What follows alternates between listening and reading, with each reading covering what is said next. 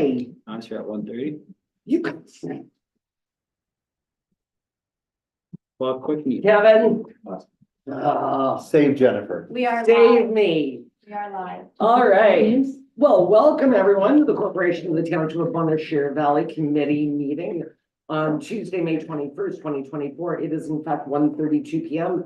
We are meeting in council and hopefully Merv will be on Zoom soon. I'm calling this meeting to order. Are there any additions to the agenda? Yes. Just a quick museum update. Oh, great. Okay. That's 8.2. Yes. Anything else? We had the one request that Yeah. came in for the email from Nat from Marcy West. Yep, So was that- so we've got one action item that will be added to correspondence B. It will be 7.2.3. Okay, so that'll be number 3 in correspondence B. Okay. Yes, sir. And then did you want to review the June 5th start time? I was gonna do that when we get to establish the next meeting date, but maybe Okay, I can have it as a, no, let's do 8.3. I really screwed up. Royally. So I just want to talk about the June 5th meeting date. Yep, sounds good. All right, is there anything else to be added? I will ask for a mover, please, to get it on the floor. Moved by Tracy, all in favor. Wonderful. Is there any pecuniary interest or the general nature thereof? I was gonna say this at the request for the theme. Can I say it now? They're How is that pecuniary for you? perceived pecuniary. I'm part of the team that is organizing this benefit dance. Okay, So It's- there's 40 of us. it's totally up to you. Yeah. I want it on the declare record that. why you're, yes, Yeah. thank you. And you'll send me that in writing after. Yeah. Perceived conflict. Yeah. Okay, can I get can I get a mover to get the approval of the minutes on the table, please? Moved by John. Were there any errors or omissions? I see none. All in favor? We have no delegations this afternoon, so we're gonna move to reports. Kevin, it's all you. Hey, good afternoon, everyone. As you can see, the arena is pretty quiet right now, but we're have a few events upcoming, but for the month of May, it was pretty quiet. The Eagles Nest, we had the library had the tea party, plus that was a real good turnout for that. And the library board is requesting waive the rental fee for the authors festivals in the month of July. We did in the past, so I'm bringing it to the table again. Tourism information booth, we can see the sign we put back up, we got put back up now, fresh coat of paint, everything went well. The big green chair, I got a lot of traction on You that did. photo on You look so Facebook. cute. Look like a hobbit. I do look like I'm an Oompa Loompa. No, the big green chair is awesome, Kevin. Thank Yeah. you so much. And thank you, Annette, No, for organizing it. It fits in naturally. Like It it does. looks great there. No.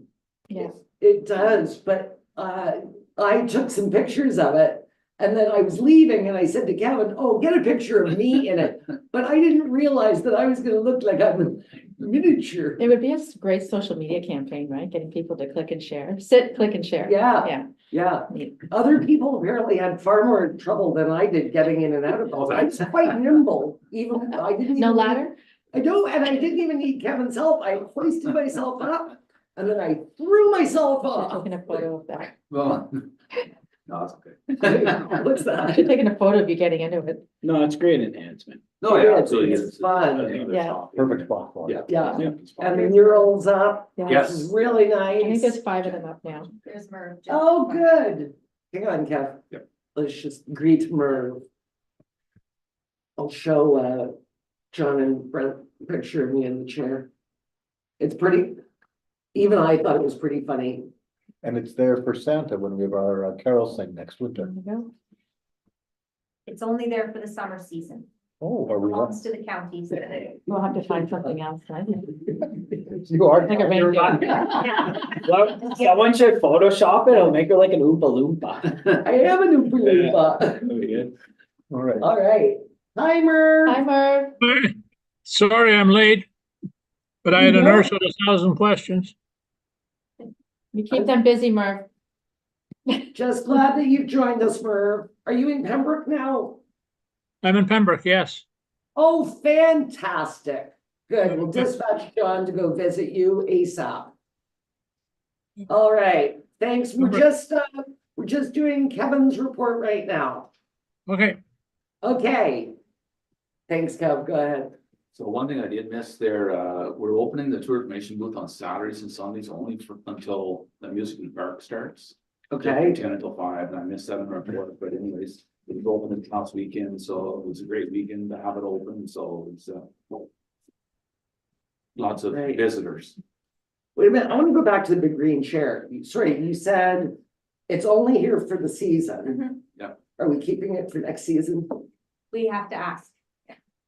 Is there anything else out there to replace it for the winter? No, I don't know if we could replace it for the winter, but. No, another thing like that. Yeah. Don't know. We can look at it for sure. Yeah. Yeah, it's Like a moose. something for a photo op. Like one of those Mhm. moose. The moose. Well, ones. the tree is a good photo op. for Yeah. winter. Did you see the moose at Madeline? No, but I've seen them in the city. Crazy. Yeah. Go ahead, sorry. We don't have a lot on the docket No, today, so you know. Centennial Park, we're planting the tree, May 24th for the Bohart family, our memorial tree. So I'm gonna meet with them on Friday. Up at the Legion Field, I got help from Gord Oxon. We've got a pitching mound and a diamond too, so we have 2 competitive teams that are using the ball field, this year, so which is good. We're gonna have home games plus practices here in town, as many as they can have, so that's a bonus. Very nice. Opeongo High School has reached out to us again, so they're using the soccer field at least twice a week, Great. so. It'd be so nice for somebody to take over that canteen. Like we need something up there. For like maybe just coffee for the parents, water. I don't know if, I know that there have been clubs that have come and gone. Or they want to do it, but they don't have enough volunteers, et cetera, et cetera. It's just such fantastic. Can we post that, like a call out? We have, Hey, Roland.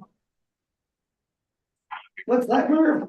Well, thank you. Can I call you back later? I'm just on the TV or on the computer. I'll give you a call back later, okay? Merv on TV. He's not wrong. Yeah, it would just be, I know that volunteers are really tough to come by. You know, and it seems to be the same volunteers at everything. Like if you're going to something, you know, Judy Sauve's gonna be there. You know, that kind of thing where it's always the same people. But I'm just wondering if there's a younger group Existing business that it's just an extension, or that. something. It would just, it's such an asset to have. I know the kitchen isn't in great shape, but it's still an asset to have a kitchen up there. And it would just be so nice to have a group that would like to run it when ball is going on, when soccer is going on. I have someone in mind and I'll See, talk to you about it later. I do too, and I don't want to put the group name Yeah, out yeah, I because know. I don't want her getting mad at me and say, Exactly. why would you, why? But, okay, let's take this offline. Maybe we can come up with a couple of groups for you to reach out to. Because I know that your staffing is limited and it can't, and your hours of operation wouldn't fall in line with soccer, baseball, et cetera, because those are generally in the evening. Yeah, absolutely. Okay. Evening events. All evening, okay, Yeah. so, and I get why it hasn't worked in the past, because I think one of the clubs was so gung ho about it. And, you know, made a pitch to previous council, and then they went back to their membership and people were like, I don't want to do that on a summer Thursday night. Yeah. So it's about making sure that the club has the buy-in as well. Yeah. Back to the splash pad. Thank you. Thank you to you and your staff and Daryl and anybody else that had a hand in this. And the picnic bench made by Terry Helke is amazing. And I put all that, so I stole the OVTAs because the chair says come wander. So I stole, come wander in Bonashir Valley. Then I put come play in Bonashir Valley. I saw that, I liked it. You liked it? I And liked then it. come explore when Yeah. all the museum stuff went out. I totally stole that. That was not my marketing. No, it's good. They get a lot of hits, those ones. They so, did, yeah. they did. Mhm. But just everything up there looked so good. We had great, with the plant sale there also on Saturday, we had, the parents and the kids come across, and so it was a good maybe 5-15 minutes time out with kids and playing water. We got a lot of Great. attention on social. A lot of people are pretty happy. Yeah. On the local Well, sites. and because I think the Monday, somebody posted, when will the splash pad be open? And we had agreed as a council that it would be open for May 2 for. But then you never know what the weather's gonna be like, but thank goodness, like what a beautiful weekend to have that The open. lakes are warm for swimming, so, Well, a month ahead, right? yeah. We're, That's what we are. I just wonder what July is gonna Well, be it's, like. it's if gonna this- carry on December, it's perfect. Yeah, yeah, I was surprised that the water is warm. I was swimming on the weekend. In Golden Lake? Yeah. Really? Yeah. Amazing. I bet you'd never done, what, Yeah, I have. maybe a polar bear, but Childhood rule, my sister and I had to be in the water and May 2 for a weekend regardless. We really? always went in the water. Well, I know the pool at the farmhouse is nice and warm, but it's also heated. But that's, yeah, thank you. You're welcome. I think, Awesome. first of all, you lessened by a lot the amount of emails, texts, and Facebook things I would have gotten. And for me, no news is good news. So it was, I think, and I heard it was very well utilized. Yes, it was, yeah. So, Perfect. great. The village, the planter boxes will be going up in June on the bridge. We have another flag to put back up for the farmers market. That'll be going up in June. So we'll be reaching out and we'll put the flags, and we put the benches around town. Thanks. After the spring, we took an inspection of Cornock Park, and we have to put the steel roof on, but that's minor. It's only 3 sheets, so it's only a minor fix, so Okay. that needs to be fixed. And swing sets, foam mount, it'll be on the park, and I'll put foam mount in basketball court and that kind of stuff. It's just a matter of time getting up there, and but it'll be all hopefully get done. And discussion was we're not going to Wilberforce with the lending hub, so it's I think this is a brilliant idea. I have a question about that though. So the lending hub in general, because I'm not familiar with this. Yeah. Being new on council. So do people typically go and pick up the equipment and take it away, or do they use it at the rink? yes. Because I was gonna say, if someone doesn't have the ability to take, kayak or whatever it is away, then they won't be able to use it at the rink, right? At Legion. Majority. Oh, yeah. Rotary Beach. People were using the stand-up paddle boards at the beach.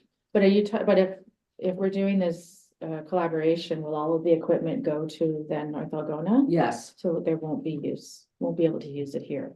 You If can't- they don't have a car to take it there, you know what I mean? Like there'll be nothing available then at Rotary Beach. Yeah, That's just my question, because for people who don't have a truck. Well, to how many of take it. each item is there, Kevin?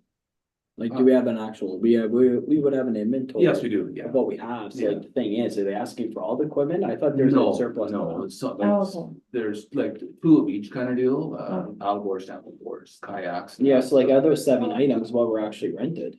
Like what were you, or not rented, but utilized last year? What was the most utilized, you're saying? Yeah, because I Yeah. thought it was only 7, we only had 7 items. It was rented. mostly the paddleboards, the mostly used.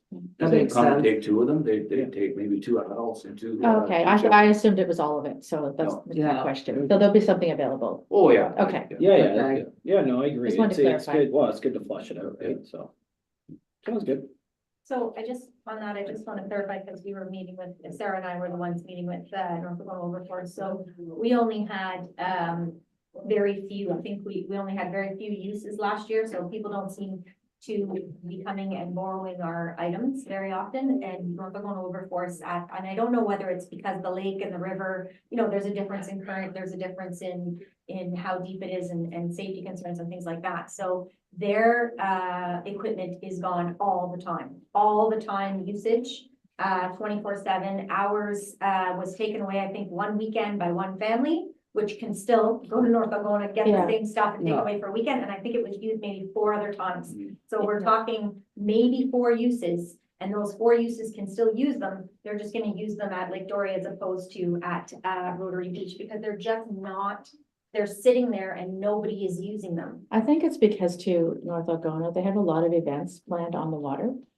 You know, because it is a lake, so I think that's part of it, like they have the doggy paddle for SPCA and, Right. you know, other things, and they're actively advertising those. So I think our residents will actually get more usage. It's just they're gonna have to go to a different location some of the time. Yeah, But I don't think it's gonna pull, like, if anything, it might pull the four uses over the entire season from here to go over there. But it shouldn't really impact, 'cause that was one of the things we looked at, is how many people were using it, how often were they using it? Yeah, but it's no Um, different at the yeah. library, the lending. Who's that? Amber and Townships, Paul. right?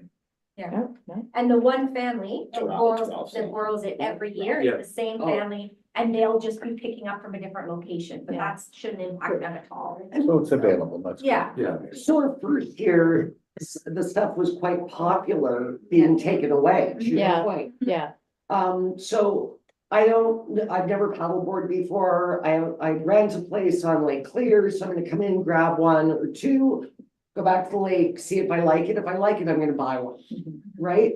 And I think there was a lot of that going on the first year. And then it was sort of up, Yeah. the usage was up and down. But the fact of the matter is, NAW has a full-time, and I think almost every year has had Yeah. a full-time summer student at the park. Yeah. yeah, Which makes a really good partnership with North Laguna Wilberforce.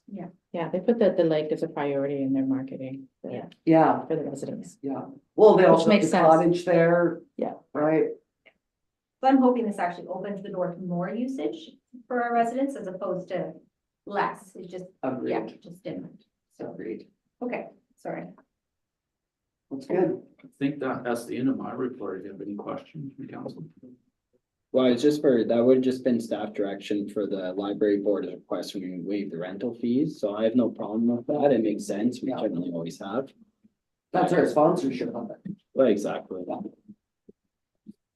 Besides that, I didn't have anything. Speaking of which, I just said Judy and the thing, and I'm gonna send Judy my money for sponsorship. My hand is gone. It's a fine looking I picture. think it's on Santa's desk. The league, the big league. Oh, it's at the back of the room. Oh, I want to come share it with you. Perfect, Kevin, have a great day. Thank you. Thanks. All good. feel the sunburn. All right.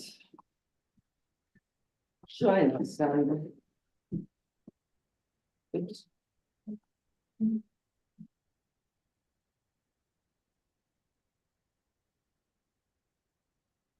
Take it away. Okay, so the 2023 draft financials were in your package that McKillican and Associates prepared for us. So if you have any questions on those, we can send them off to the auditors to answer if necessary. Hey, perhaps we could send them through you. Yeah, Questions. Yes, yeah, that would be That would be great. perfect, yeah. The May 2024 financials are in your package as well. On April 15th, I attended a Redford Family Clerks and Treasurers meeting in Pembroke. On April 19th, I attended the Municipal Finance Officers Association discussion forum for populations under 10,000. Calculated and billed out a supplemental tax billing for 2023. The new system we have is they start in May and we normally have a batch to do every month.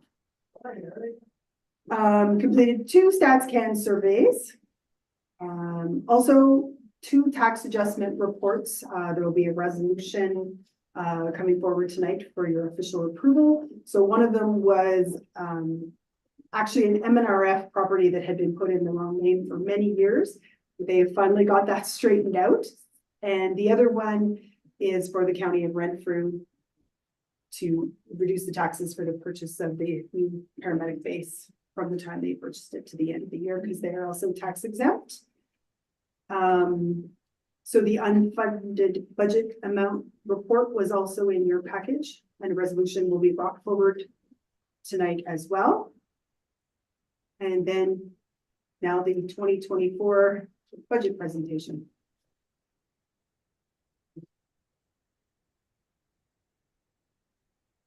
And that's going to share her screen. Who's presenting? You I are. am presenting. Excellent.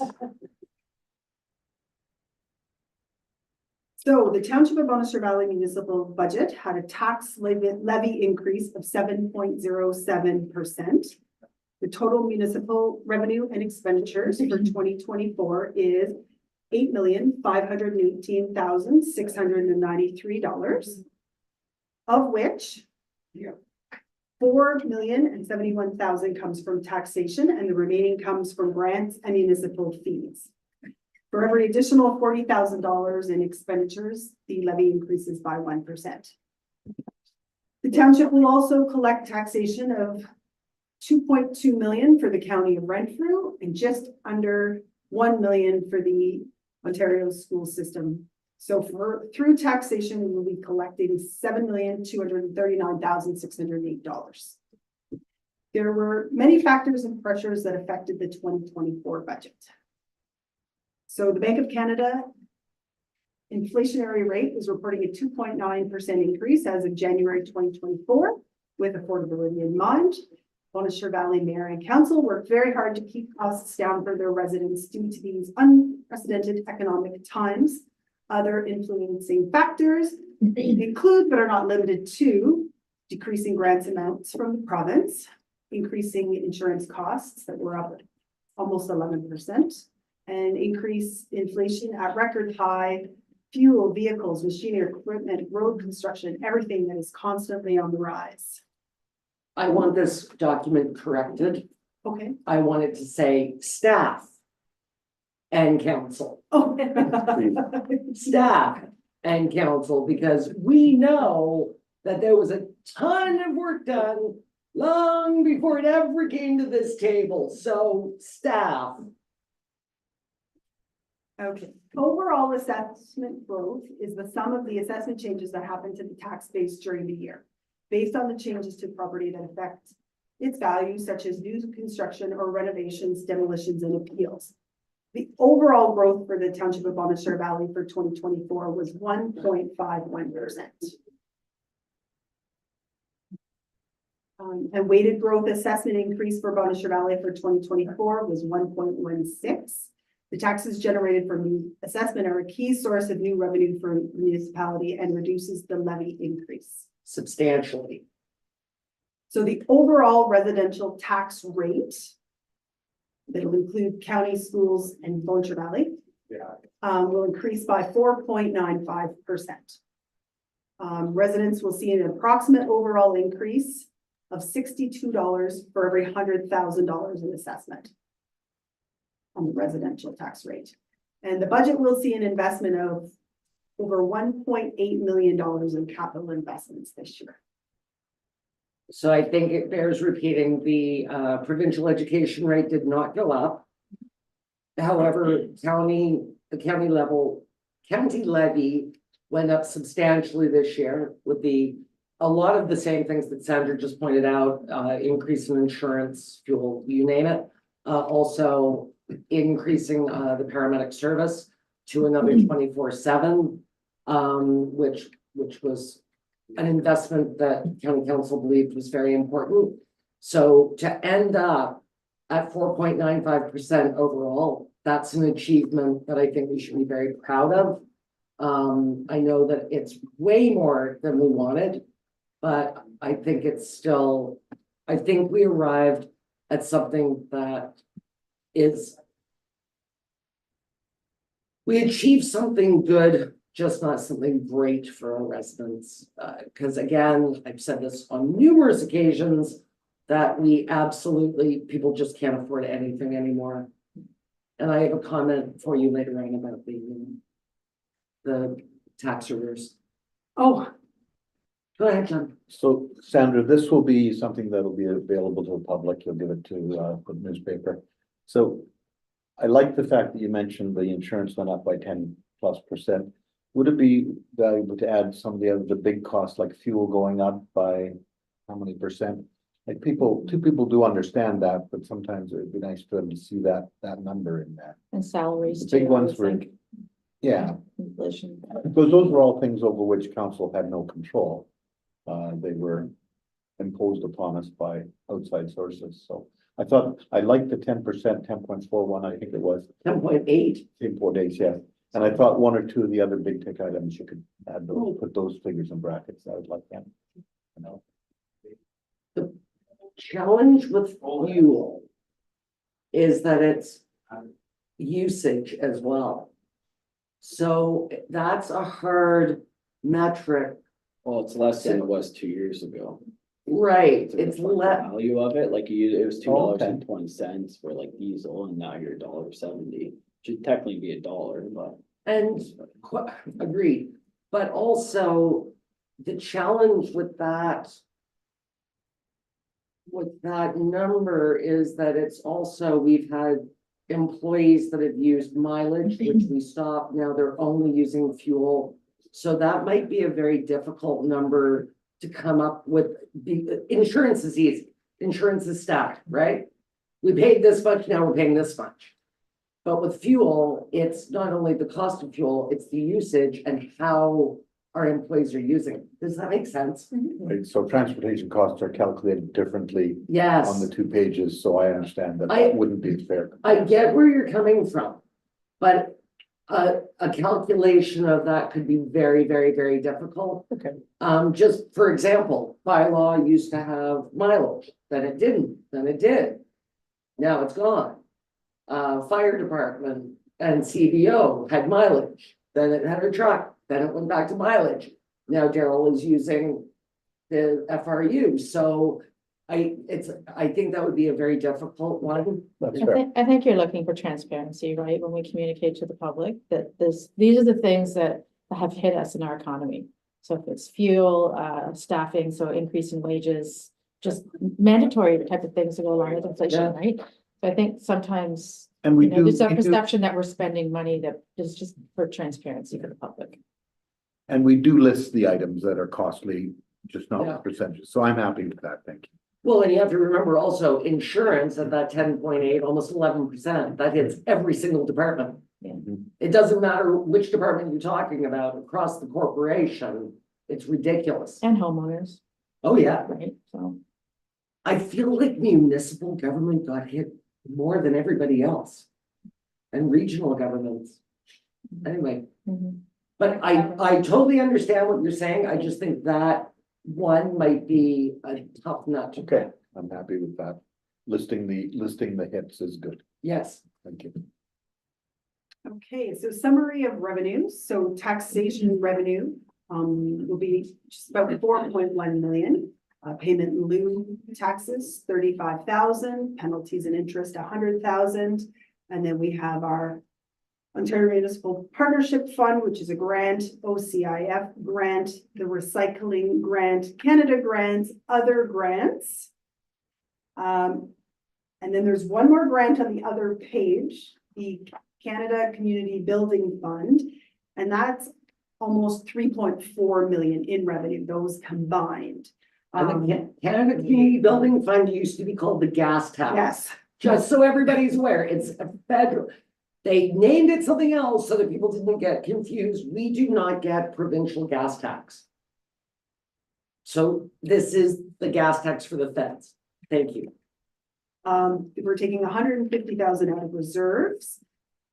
And then fire bylaw and building revenue, 92,000, administration revenue, 295,000, CEMC revenue, 1,200, public works revenue, 20,000, environmental revenue, 165,000, arena revenue, 121,500, and recreation revenue, 50,000, for total revenue $8,518,693. I have a question. Yeah. So based on all of that, are there any areas where we've been hit hard with lack of revenue? Like, I know what you mentioned, lack of grants. What can we expect looking at this where, COVID, we might have had more money for, I don't know, marriage licenses? Are there areas that we're not, that we've taken a hit, loss? Yes. Our More so than partnership, others. our partnership fund is down, so that's the OMPF, Ontario Municipal Partnership Fund. It's down 12,000 from last year, is that right? Down 12, or if it's down with 27. Was that last year was 27 and this year was down an additional 12? It's Yes. been hit consistently every year. Yeah, it's Good to up. know to align it with why our taxes, why everything's increasing, right? And the partnership fund has not increased in years. It stayed static at the 500 million. No, our portion of it is dependent on our FIRs that are received by the province. I have not found one single human who can tell me how the partnership fund is calculated. I can't figure it out when I look at our FIRs, which are always about 18 months behind anyway. I don't know how. I know it's based on our debt load and our economic situation. But when we're talking about it at county and people are like, oh, yeah, my umph is down 100,000 or mine went up 50. Nobody knows why. It's like a big mystery about the calculation. So every year in whatever, January, February, we get this notification that this is what our partnership fund is. But it's gone down consistently over the last couple of years. What was it down this year? Oh, I'm sorry. I thought you were sorry, Annette. Don't worry about it. It went down a lot last year. I think it was 27 last year, and it might have been 12 this year. 12 this year. I think I'm give or take. I think personally it's important to highlight those kind of things, so the public, same thing, it's public perception, right? So they Yeah. understand. And we, at the Roma meeting on Friday, one of the things we discussed were delegations at the AMO conference from Roma. And my hand shot up, and my biggest two are OMPF and OCIF. Because we're living What are year those over acronyms? year trying to figure out what's that. What are those acronyms? Sorry, Ontario Municipal Partnership Yep. Fund and Ontario Community Infrastructure Fund.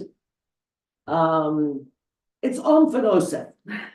Anyway, It's foreign language. those two funds we heavily rely on. You know, the infrastructure money is for infrastructure, whereas our partnership fund originally was brought in during amalgamation or just after to help with downloads such as OPP costing and that kind of thing. So that's sort of the genesis of the partnership fund.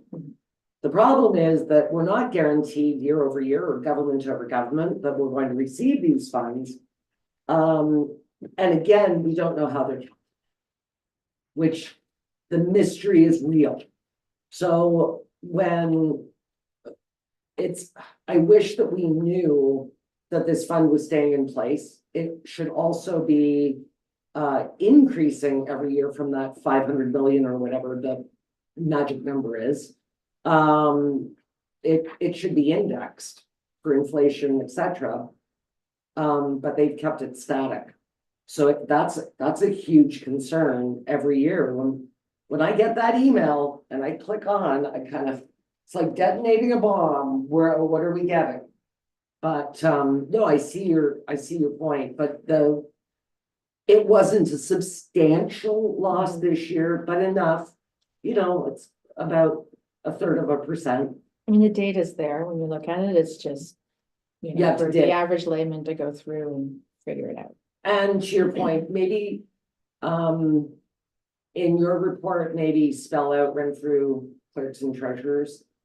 Oh, And yeah, maybe in the budget presentation, if we could slim down the font, maybe we should spell out what those two funds are. Or a back page, you could do an asterisk with a back page, Yeah, might be easier. little footnote. Footnotes, yeah, Footnotes, bibliography. you know how old we are.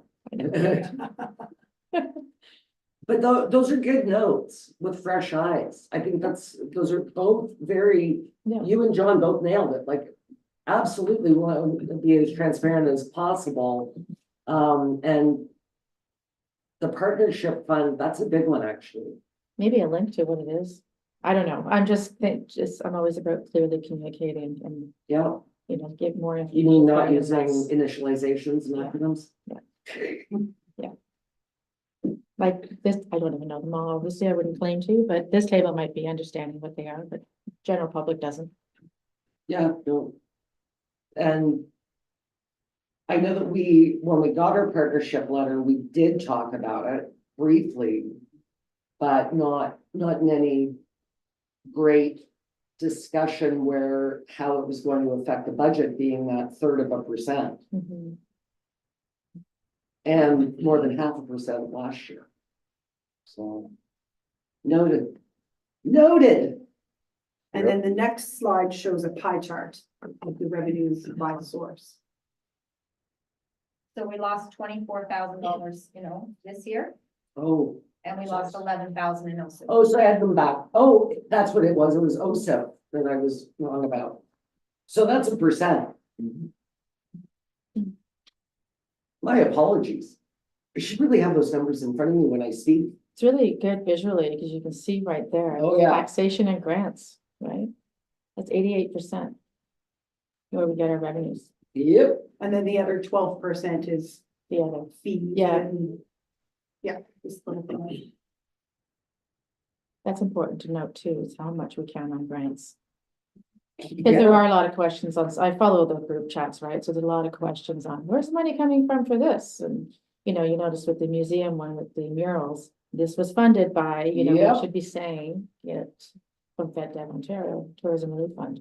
Well, all the confusion about March Madness Yeah, last year. exactly, because there were a lot of people saying, who's paying for that? Yeah, Fireworks, we got a grant, somewhere Yeah. read 5,000, right? It's not, we're not paying for that, so. I think many people need to know that. but I think when you look at our partnership fund, 1.4775 million, like that's substantial. Yeah.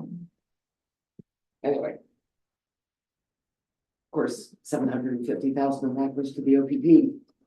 Which increased, They which give- increased, They give it and they take it away. that number increased as well. Yeah, And there's a breakdown of the different grants, just. yeah. Wow. Yeah, so the OMPF or the Ontario Municipal Partnership Fund, like that's the biggest one we get. So we're at the mercy of those two, really, Mhm, yeah, right? Without the infrastructure fund, I don't think we'd be doing infrastructure. No. Oh, and I guess, federal gas, what's it called? Canadian Community, whatever it's called, yeah, the federal We one. need to have Yeah. that posted somewhere, maybe over there. Yeah, last year, I think. I did call it gas tax on the slide, sorry, You did, yes. I did. Well, let's keep it simple. I'm still having Good. a hard time. The CCBF. I'd rather see gas tax, so I understand it. It's funny because at county, whenever somebody calls it gas tax, Glenn Doncaster, who's the Reeve of Deep River, is on FCM, the Federation of Canadian Municipalities. He's like, guys, don't forget, we changed the name. And it does differentiate it from the province. Because people say, oh, we get gas tax. No, we don't get provincial gas tax, which I've always thought was ironic considering how much we drive. Jen, you remember at the night of the election debates, and someone had said, I think it was ambulance police service, they didn't understand that number, what our taxes are paying for protective services, right?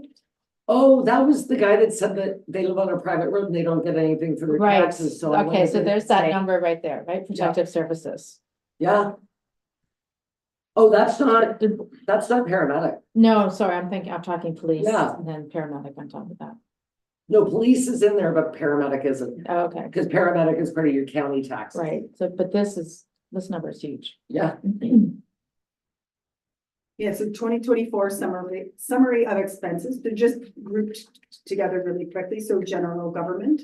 $1,579,315 protected services, so that would be OPP and fire and bylaw. Like $1,193,085. And emergencies, Yeah, emergency Emergency. planning, yes. yes. Yeah. So general government includes all operating costs for the municipality, like Yes. staff and all that. Okay. Yeah. And us. And all the other things. All the other ones that we Yeah. chart, yes. Transportation, just under 4 million, environmental, all our waste site steps, just under $500,000. Mhm. Recreation and culture, $550,933. Planning, building and community development, $188,550. And arena and Eagles Nest, $554,900. And there's the pie chart for that. For those, People love a good pie chart. Yeah, I love pie charts. it explains it easily. And then on the next slide, that just shows a breakdown. So of your tax bill, 56% of it is kept by Bossier Valley. 31% of it, we send checks to the county of Renfrew, and 13% of it goes off to fund our school system in our area.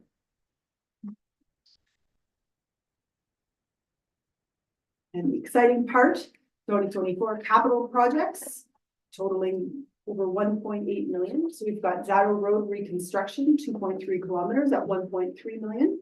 A new compressor for the arena at 85,000. Admin capital, 484,215. And emergency management, 15,200.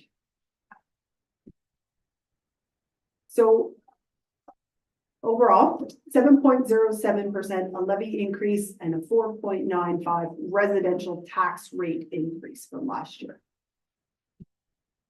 Questions? Thank you. Good. So he's like, oh, thank goodness. All right, Annette, thanks so much, Sandra. That was very well done. I really do like the fresh eyes, bringing up a couple of things that we could do better with that presentation. Just extrapolating those two funds, the names.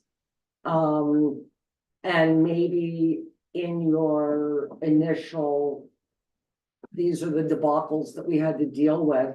Maybe the reduction in OCIF and would, that, I think that helps sort of paint a picture. Just as they provide in the audit report. Yeah. Like they explain clearly some of the In things the that not notes. many would understand, right? But, okay, no, but you brought up a very good point. It's there if you wanna know, but how much do people wanna dig?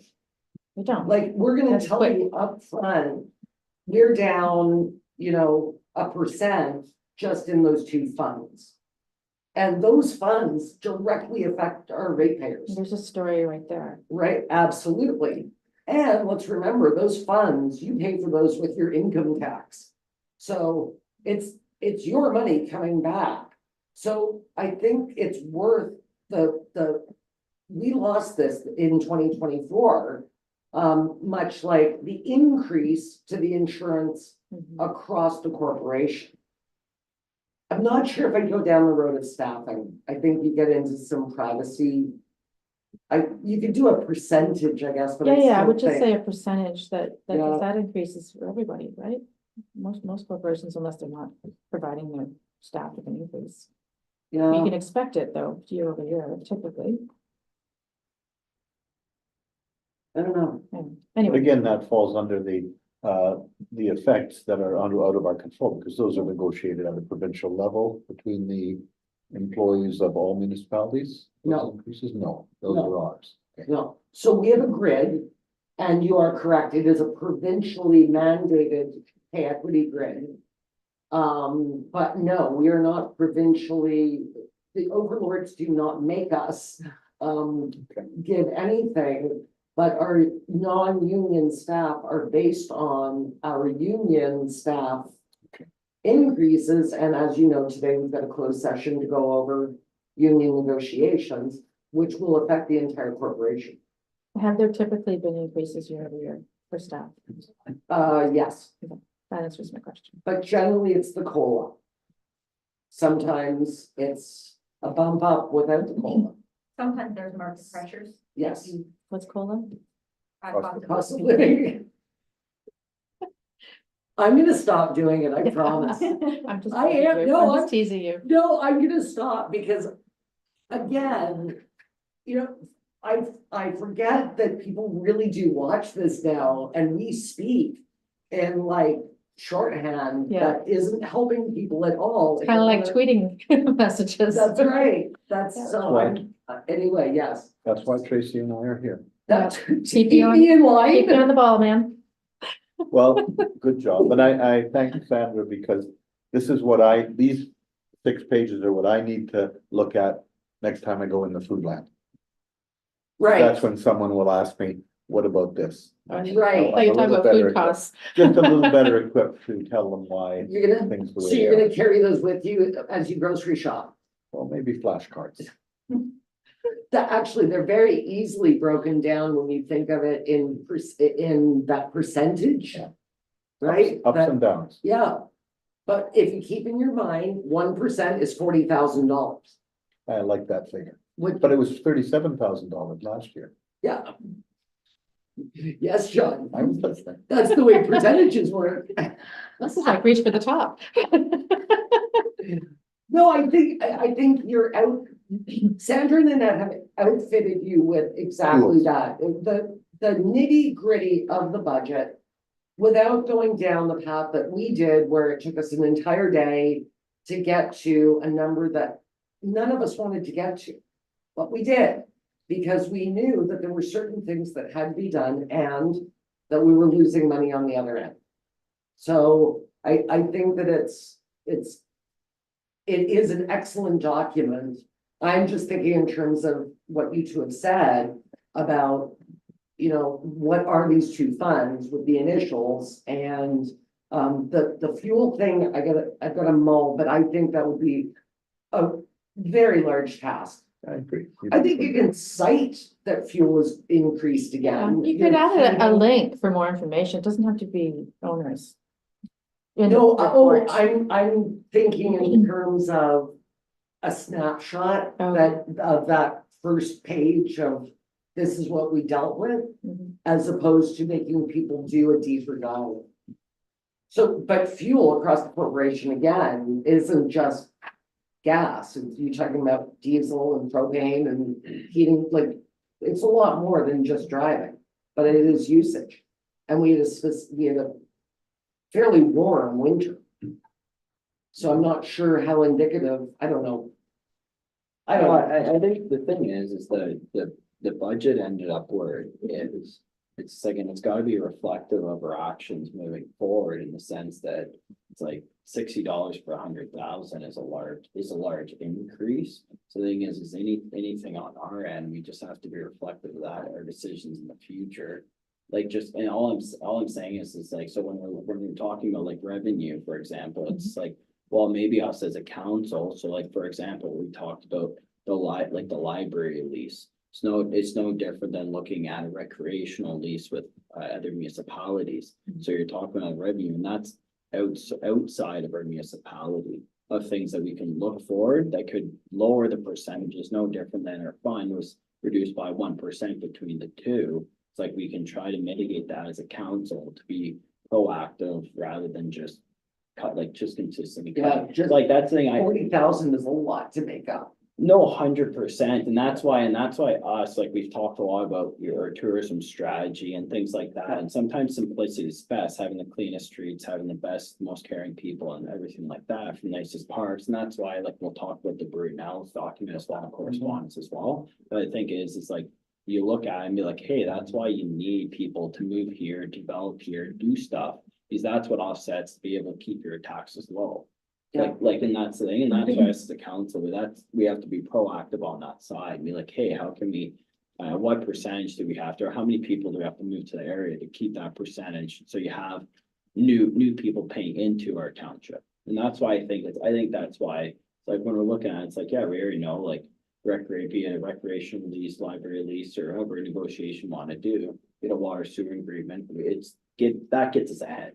Is that, that's adding a new fund or new ratepayer, new revenue source, right?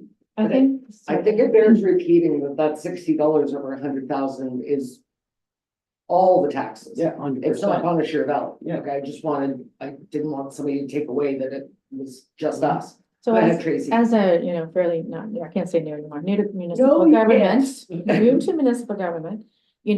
As a resident, and especially now, you're seeing all the animosity going on in other townships within their council, right?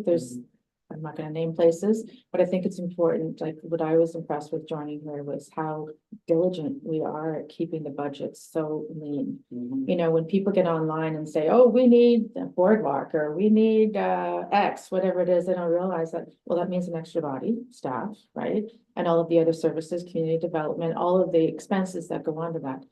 And we keep our budget so lean that there isn't room in the budget for that, unless we can find a suitable grant for And it. I think our staff do an exceptional With job. what they have, With yes. what they have. Yeah, Thank exactly. you. But You many that's my residents don't sentence know for me. that, right? Right. They don't know until you're in the seat here to see how actually lean we are and how diligent and transparent and, accountable. to the Yeah, budget. and we get along. And that's the most important, right? It's a partnership, it's a team, Yeah. whereas you've seen in other councils, it's not the case. So I feel proud about that. I'm so glad, and that's why I want the document changed to not have my name. It was council and it was staff. And council, All inclusive. that's right. I should stop talking. It's the Tim Murphy show.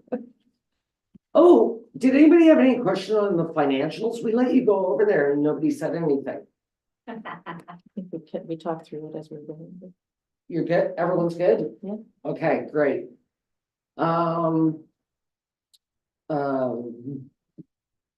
to Annette, but now I can't find Annette's report. There we go. Take it away, Annette.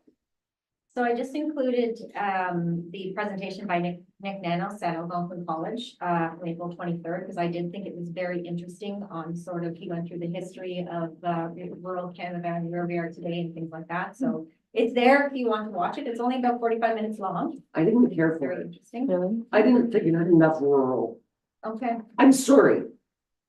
I think he's an amazing speaker and talked about some amazing things. I didn't feel it was rural enough. Okay. Is it pertaining to here at all, our township, or just in general? He was talking about Canada, General rural rural, Canada. okay. Yeah, Yeah, so yeah, he was definitely talking about things like, education and, immigration and things Yeah. like that, sort of where we were back in 1910 compared to where we are now, and sort of, how long it's taken us to recover from that and what situation we are in here.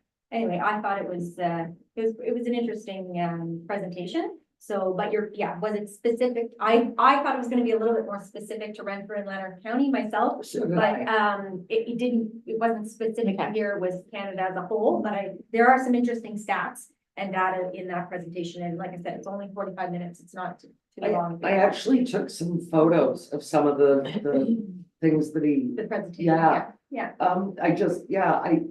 Mhm. I agree with you. I thought it would have been more Renfrew County and Lanark. But, even the people that got up, that were there in person, that got up and asked questions. They were trying to direct the questions more towards deep rural, and I didn't feel that they were getting the answers they were looking for. And then the question period is not part of the video because they wanted people to feel comfortable in what questions they were asking. So that part is I didn't not know that. part of it. It's just a presentation. Okay, Anyway, it's there. If you're interested, I included the link in my report. And of course, my report's also online on the agenda. If people are watching today and they're interested. I also attended the Eganville Job Fair at the Legion. We did receive 6 resumes. I was there with the Renfrew County Clerks and Treasurers and also with the Renfrew County. So we did pass those on to all of the 17 local tiers and City of Pembroke. And the county, of course, has a copy of them as well. Met with Algonquin College. So we were talking about their paid co-op programs that they have through the summer where students can sometimes earn credits sometimes are paid co-op as part of their program. So really looking to work more with them, both on the environmental for water and sewer, their finance and admin program, and also their technology program. So we're working with the county and working with myself and Renee as well at Greater Madawaska was part of that discussion. And so just still trying to work and encourage people that the municipal sector is an interesting sector to work in. So the county does this as well. They have co-op students from Algonquin, but also from other universities and colleges. But we're actually now going into the high school space, which is sort of where, you know, Daryl Yeah. is going with the CBO program. But I'm not sure that the high schools have really sussed out the idea of co-ops outside of the trades. And, there was something else that they do co-ops for. But a very interesting way, we've had co-ops at our shop a lot. Cause it's a great way for a young person to figure out, is this really what I wanna do for my whole career? Or is it something I wanna do for 10 years? Or is it something I absolutely have no interest in? I And, thought I did, but I don't. and also the high schools reached out to Kevin. It wasn't part of his report, so he may not have all the details sussed out yet, but he's also working on a co-op as well. So we Great. definitely are, you know, we had an internship here, it worked out. You know, Daryl's, like you said, doing the high schools, he's got the junior firefighter program, I'm working with Algonquin College, so we are continuing to try to reach out to, you know, younger generations in and around our community to get them. Well, especially setting them up to get the credits during the summer, even to get paid for it. So Yeah. like I've done that multiple times in multiple municipalities, and it's a really good way to do it. Because the government's open up on the education side with being more flexible. For like, so like, for example, you can get more custom programs with kids that say, for example, school isn't suitable to their nature, so that they can adapt this curriculum Exactly. for it. But even with individuals that say more, say like college or university driven, you can still get credits during the summer. You just have to, the high school student or the parents have to know about the program or the employer. So then while they're working, they can also earn those accessory credits that gives them spares. And then those spares they can use to work, and that gives them more money for tuition. Like that's saying, High school co-ops are free. But they could be paid, No. they could go either way. no, they have, Oh, oh, yeah, program. Yeah, they Yeah, could go either way. So I've done it probably at least 3 or 4 times now, especially with summer students as well. Like as long as they hit certain criteria for their credits, Mhm. then they can get accessory credits for working. full They get a hours. credit and they get. Yeah, it's, paid. I think I don't remember, I'd have to pull up the program, I can flip it to you. Yeah. But I've done that program the last 2 summers with local Really? Opeongo students, for example. And Yeah, I've done that in other, That's amazing. I've done that towards like, I think that's Hastings, I guess. as Yeah. well. So like, no, the school is getting more flexible to accommodate for the kids, and the thing is like, you have spares in high school. The thing is like, you want kids to graduate university or college or anything with less debt, so how do you do that? Well, give them Absolutely. credits in the summer they work, and then they can work in those spares after school. Wow. But it's like, that's the thing, like, no, it makes total sense. I fully support getting any of our teenagers, kids, anything into working. Yeah. I love it. So we're working on that. Sarah and I also were at the Wellness Day in Barry's Bay on May the 4th, which was well attended by people there to present. It wasn't as well attended by the public, unfortunately.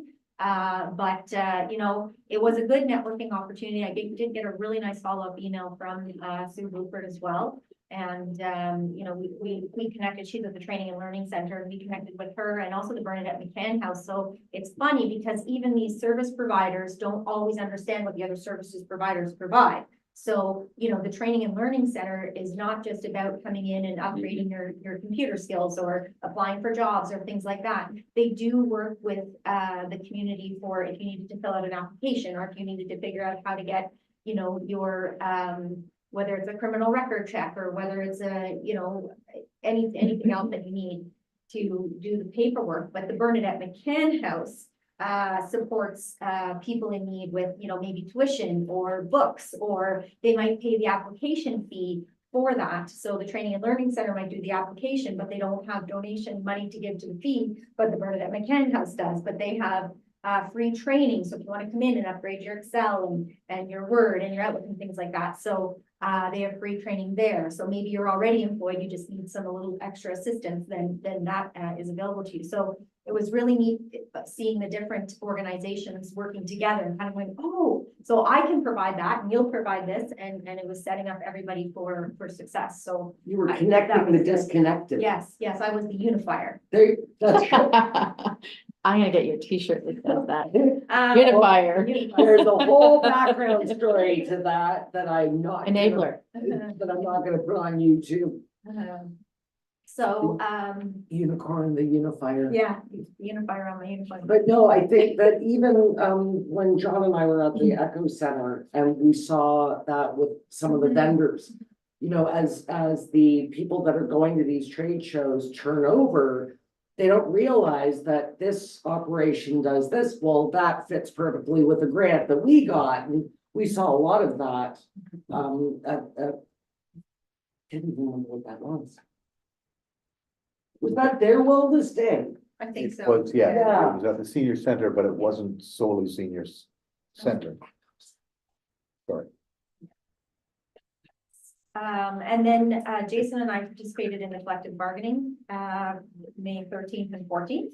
Draft proposal will be presented and closed, for consideration today, and I believe the union is also meeting to discuss today after work, so hopefully, they will call me with ratification, and the council will feel that it was a good proposal put together. So we did discuss the Ontario Heritage Act Yes. a couple of meetings ago, and so I did reach out to the ministry and kind of asked, you know, more questions. And so I was pretty sure that the only building that we had was the museum, and they did confirm that that is the only property that we have registered, which was registered in 1977. We as a municipality can register, whether under different sections of the act, whether it's a bridge or a park or a property or a building or things like that. And so, as you know, other municipalities and ourselves, we supported the resolution to push forward or to give more time for municipalities to be able to get sort of these properties on a list. So there's registered heritage properties like a museum. And then some municipalities like the city of Ottawa or others have lists of heritage properties. So they're not actually registered heritage, but it's just a list that they maintain on their website to let people know. And so then if it's on that list, if you're purchasing that property, you know, the city may have certain things that, you know, they need you to maintain for that property. And so that's really what the extension is for, is municipalities who are not sure they have a full list. We don't even have a list at all. So they are looking for extra time to be able to make sure that that list is full, because what they're going to be doing is basically saying, you know, these are gone. Because I think what's happening is sometimes the municipality creates a list, let's say in the 70s or the 80s, and then you know, the list, whatever's happened with those properties, maybe they're not heritage anymore. Maybe somebody purchased the property and it's not really the same property anymore. And so I think they're just trying to clean up their registry or their lists with municipalities to say, you know, look at your list and tell me if these are still heritage properties or if they're no longer. And so I think that's the province is pushing back to you know, make sure that those lists are up to date.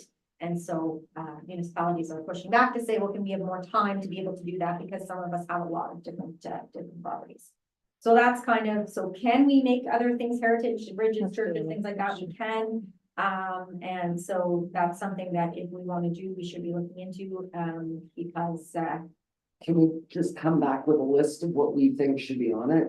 we can, if you want to create a list. So we haven't in the past created a list. If that's something that you want to do, then yeah, I can look. Well, further into wouldn't that it be up to specific the section. organization, the landowner right now to I was see thinking if they want churches to? I was thinking churches too. and any one-room schoolhouses left. I think there's one in Toronto already.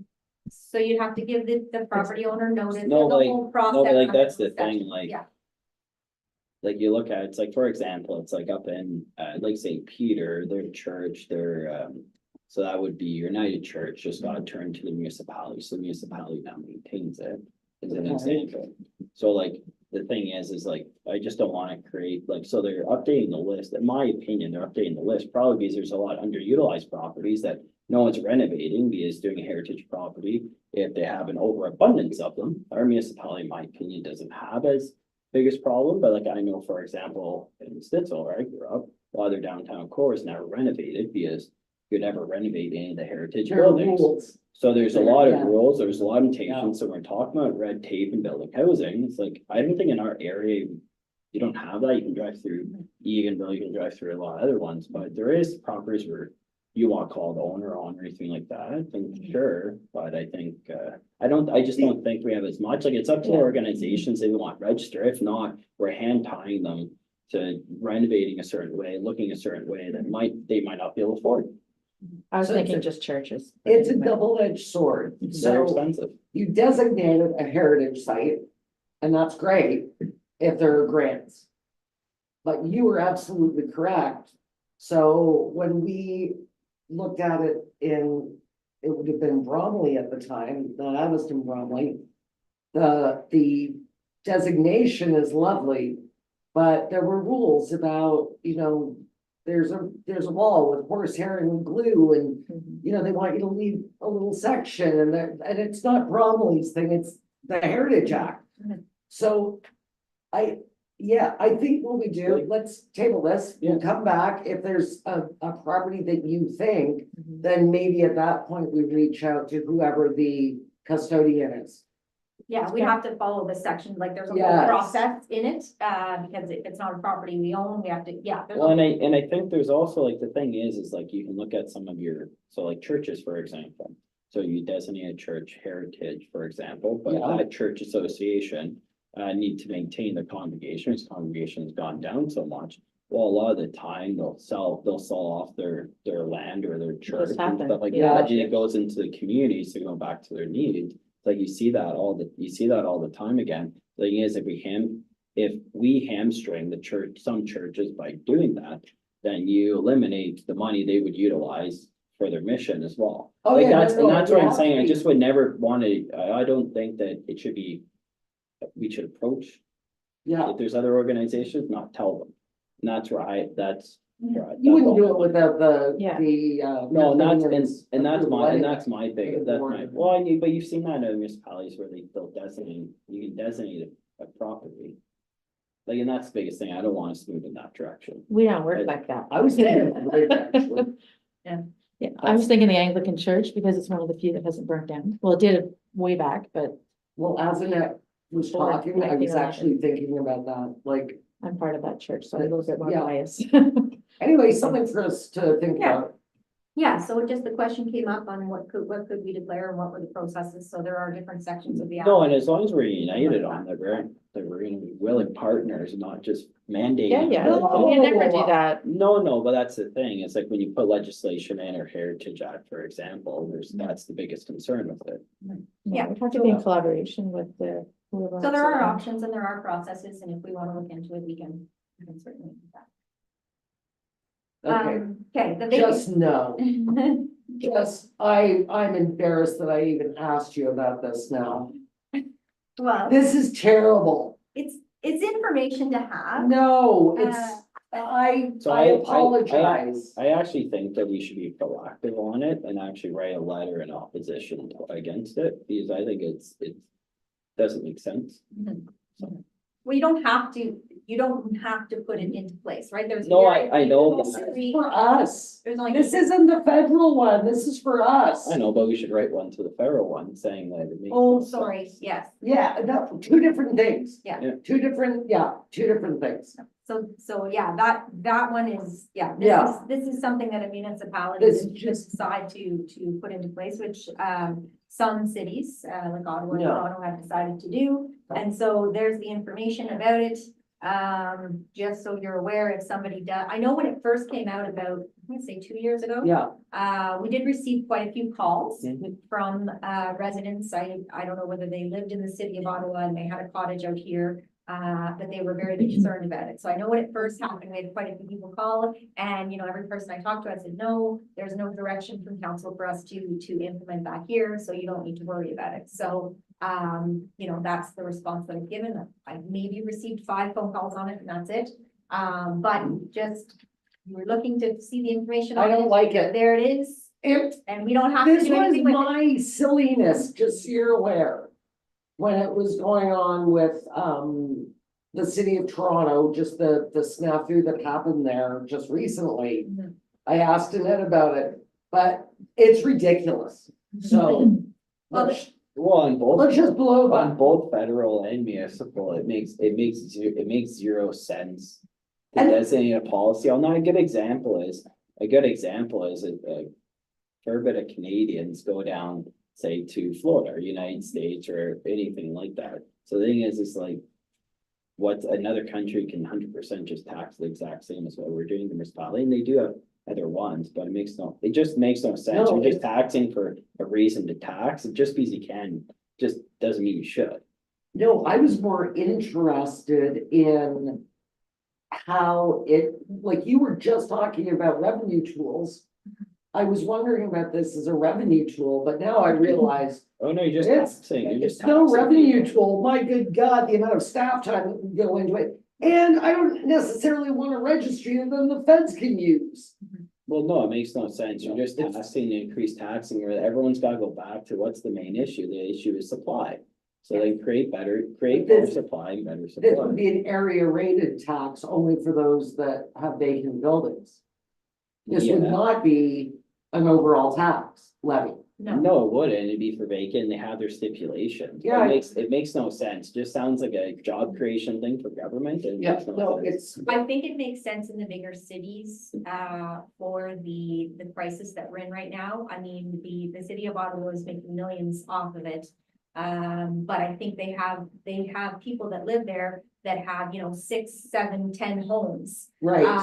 You know what I mean? And so I think that, having a higher tax, obviously not on the principal home and not on any homes that are under renovation, or there's all these reasons for it. But I think sometimes you have someone who has a home, maybe in the suburbs of Ottawa, but they also, maintain a home in downtown Ottawa where, if I want to go to a show or I want to stay there, I stay there every once in a while. But that's creating, an issue with supply. And so if you're going to create an issue with supply, they're being charged an extra tax. And then that money, that profit is going towards, making new, Yeah, but affordable housing the units. thing is, it just sounds like a tax. The thing is like, why Yeah. wouldn't, like, if you're talking about supply, like Canada makes like 285,000 new units a year. Mhm. We brought in 1 million people last Mhm. year, you brought 750,000 year before that, but your supply was never there. Mhm. So the thing is, the supply is the issue. It's not like Yeah. overtaxing people from carbon tax to this federal tax that has come in. That has also stimulated investment from other countries as well, no different than Canadians invest in other countries. Yeah. Doesn't make sense. Either way, we aren't supportive as a Yeah. municipality. No, I just think that this is something that 100%, it's already on the rise now in the federal government, 100% of the municipalities are already enacting it free. It's just like 100%, we need to make sure that we're against it because there's no benefit. agreed. And when consultation comes up, we will have a nice loud voice.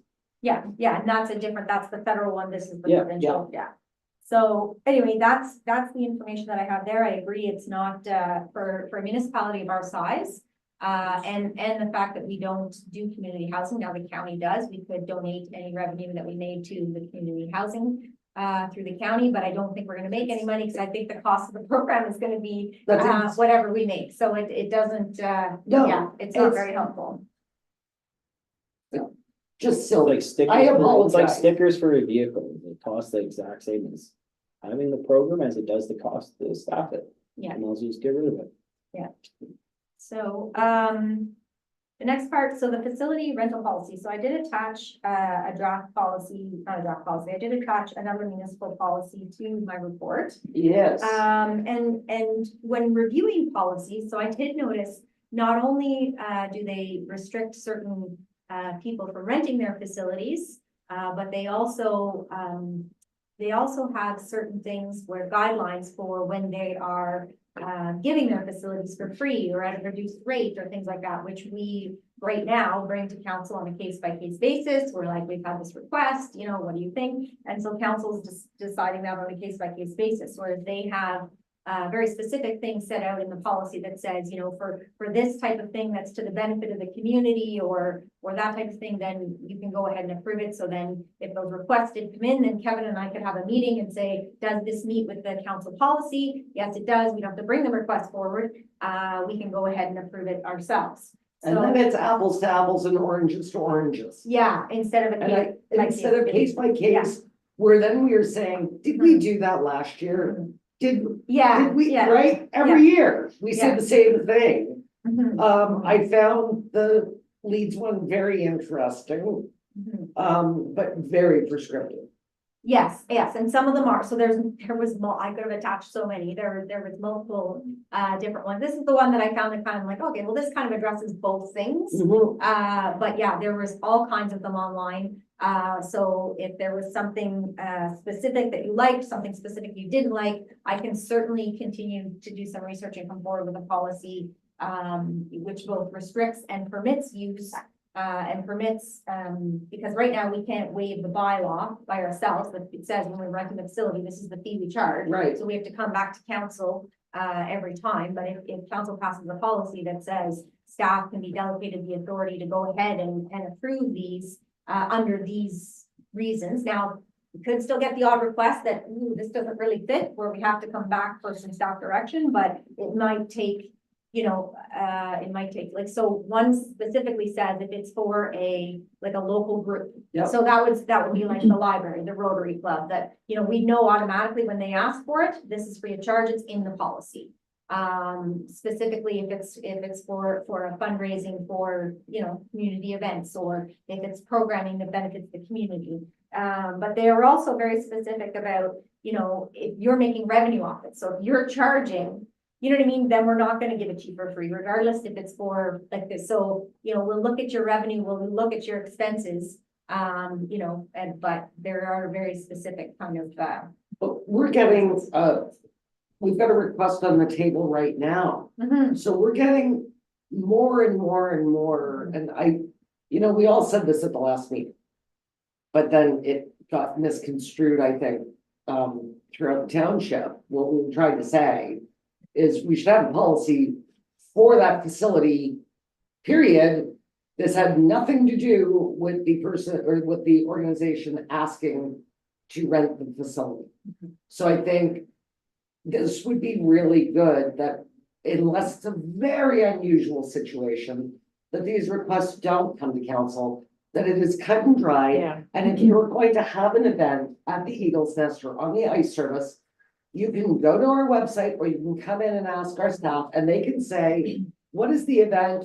Here's the rule. Done. I think it's, you just spoke about transparency. Well, when we're making these decisions, one-offs, it, number one, can set a bad or good precedent. But it's also, did we do this last year, Sandra? Annette, how much do we charge them last year? Every single time, guys. It shows our values, right, in terms of how we set our rules on these things. It's transparent. Yeah, but I think that there should just be a policy and then. Again, unless it's a very odd situation, this is. Most of the time in recent years for waiving those, we've always, you have your hospice run through. That was Lisa Agnews every year. You've had her in the last 4 or 5 years now. Yeah, And then you have all your library events. The thing is like you also. The problem with policy, I guess, the thing is like, especially for waiving, so like in the Leeds, for example, you have like your 50% waiving for profits and stuff like that. The difference is like.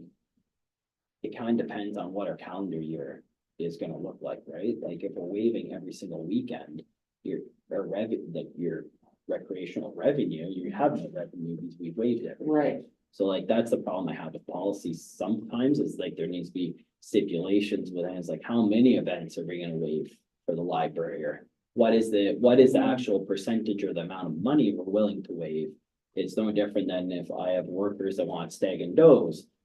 Maybe they don't have the funds to rent out a place and they want to do stag and doe, and then they ask the municipality to waive everything for it. It's like, what are we, like, so for example, like hospice Renfrew and hospice Renfrew, library, those are two things. We obviously don't charge for when we put on dances, or I don't believe we charge for dances because we're the ones putting it on. So like, Well, that's where Thinking I'm of the Legion.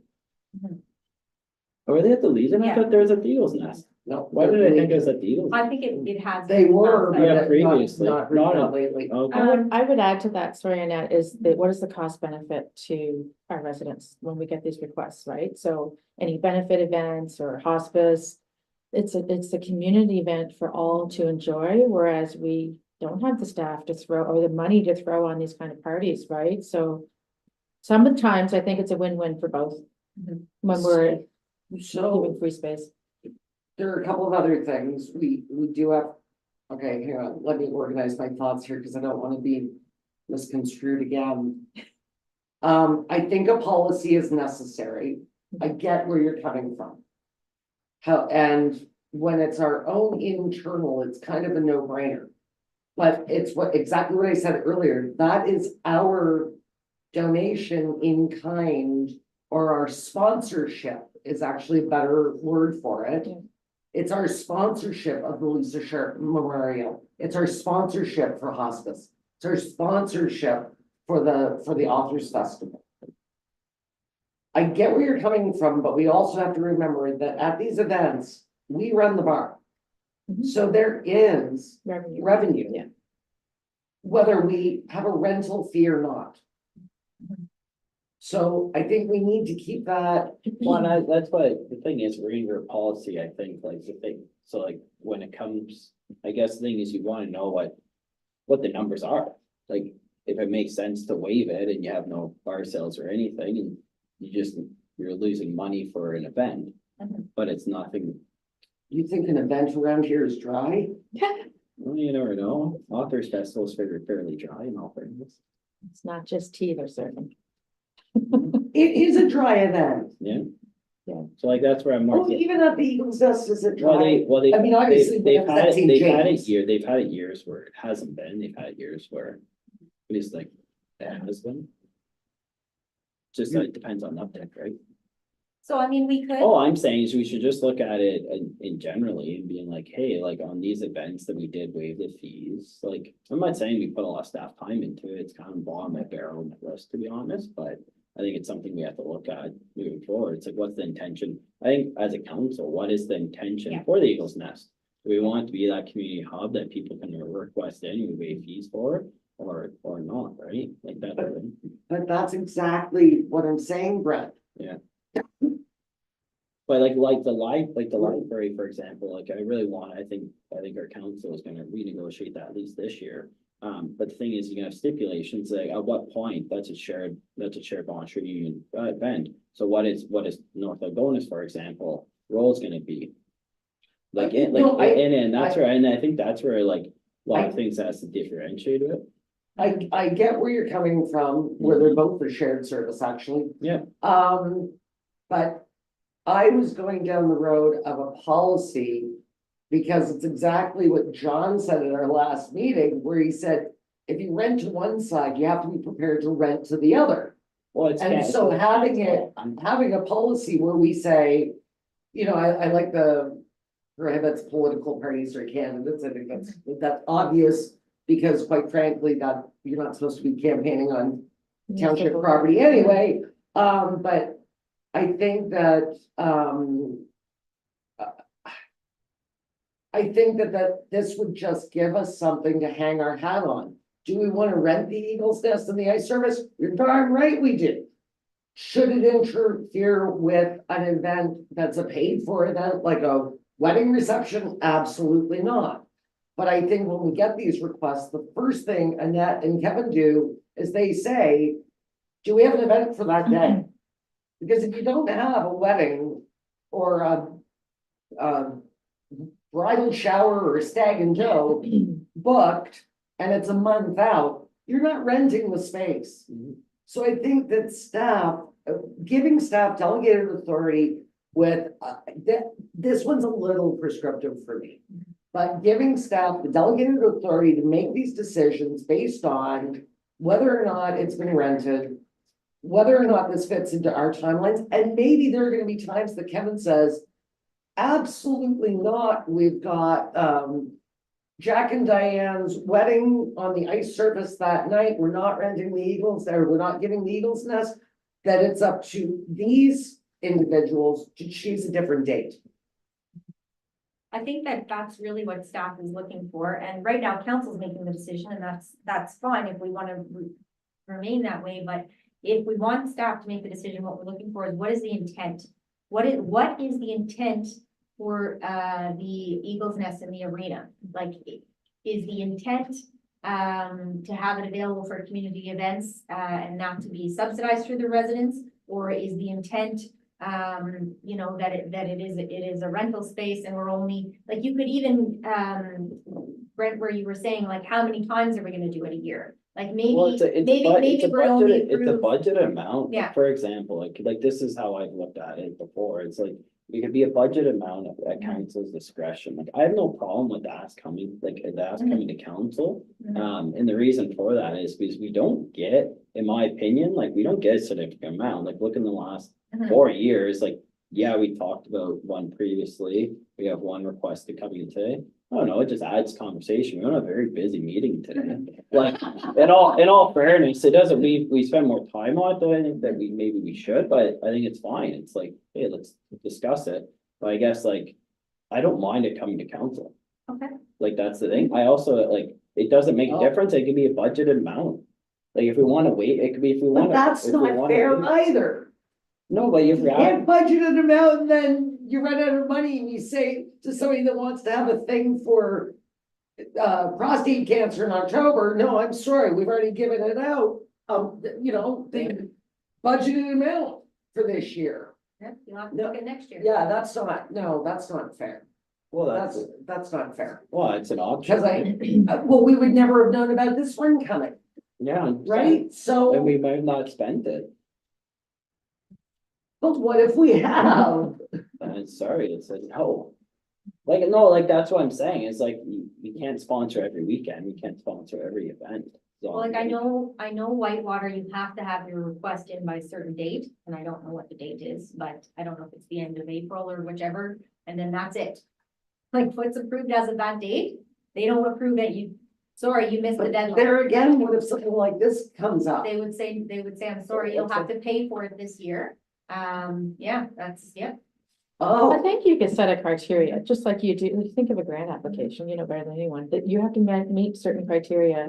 Well, what's To like, get what's the something different. ranking policy, what's the Yeah. ranking policy? for They don't that? know, and I don't- But that's, Like, that's, I went tiptoeing around, I couldn't find one. but that's what Whitewater has, it's an application based and you apply, but you have a certain Yeah. date, I don't know if it's March 31st or the end of April, but they receive applications until that date, they take a report to council, what's approved is approved, and then that's it. You take the guessing away like, when you if- have that. If you missed it, regardless of whether your event is for the community or, you know, whatever it is, you have to pay for your rental now.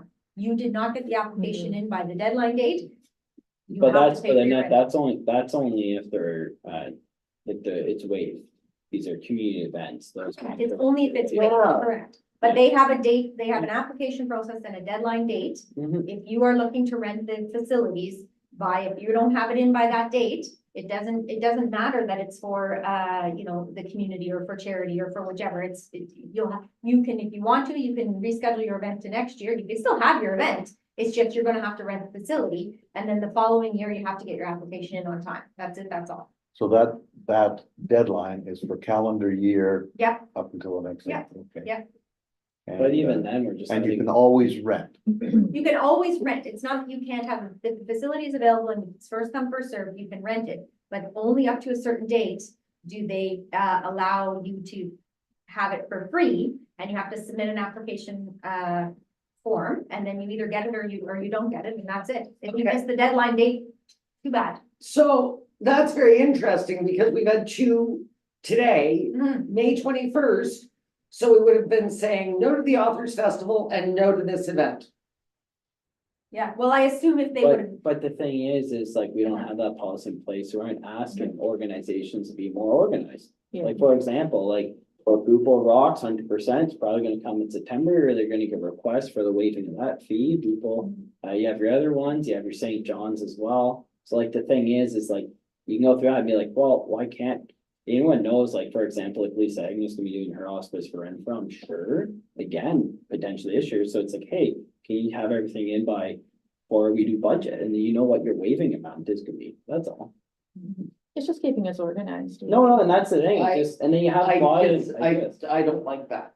I don't like it at all because things inevitably come up.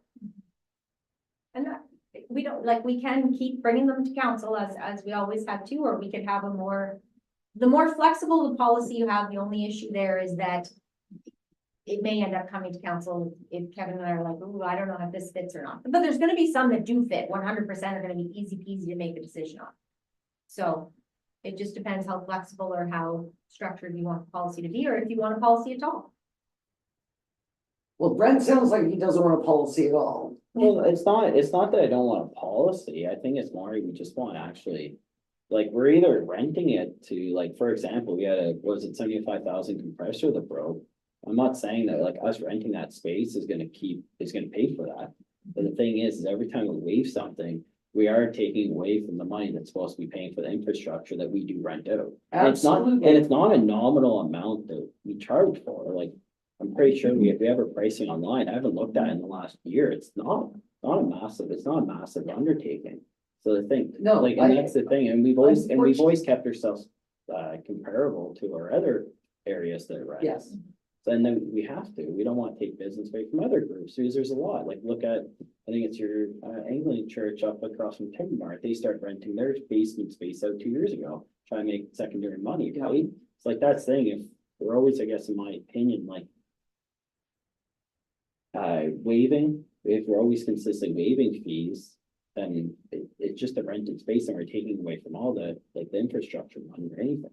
That's all I'm getting at. I'd say I have no problem waiving money for certain events, certain things. It's just, hey, if I put in a request in saying me and Katie want to get married at the arena. And I wrote in saying all sorts of things, then it's just like, hey, why not waive mine as well? Well, for you, we'd say no. No, exactly, right? But then the thing is then everyone's not getting treated the same. And That's why, and that's why it's the old it's the old Kant's rule, they like you do it for one, you do it for all, so like, what are we gonna do, you only have 52 weeks a year. And that's like, why I think we need a policy. You just proved my hypothesis. yeah, Because I think then we're treating everybody with the same, and then there's no question. well, it's Right. right, you can set the parameters. This I think it's qualifies. something that- This does not, because I agree with you. We are never gonna make money on the arena, unfortunately. It is a loss leader for recreation, which is a huge shame. But we do need to rent as many times as we can.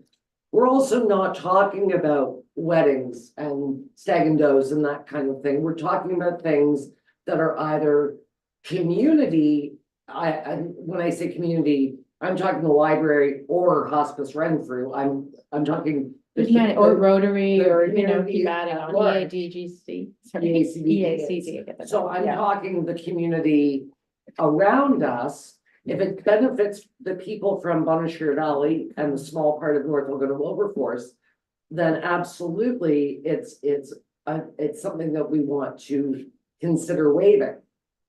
So I think that by having it cut and dry, again, an unusual one would come to council, but I'm just thinking in terms of, we've never had a policy about usage because we've never had so many of these come to council.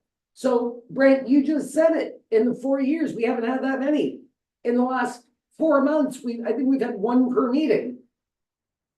I think Well, it's we wise to have a also, the policy. thing is, we've also started waiving more, like, I'd have to look and see what we actually waived previously, but I feel like we waive more fees now than we did before. Is this because of post Like from COVID? bridge banners, like putting them all up to arena rentals, like, we are waiving more things at the arena than we probably have previously as well, because we're doing more events there, right? But we're getting more requests. This is what I'm saying. No, So how about if Kevin and I work on a report? Yeah. That goes back to, 2018, Yeah, 2019, because COVID kind of screws everything. Anytime you look at something now, you have to go before. yeah. And see how many events have we had in the past in the arena and Eagles Nest, and how many have been rental and how many have been free, and see what our trend is. And maybe the trend is actually a lot more similar than we think it is.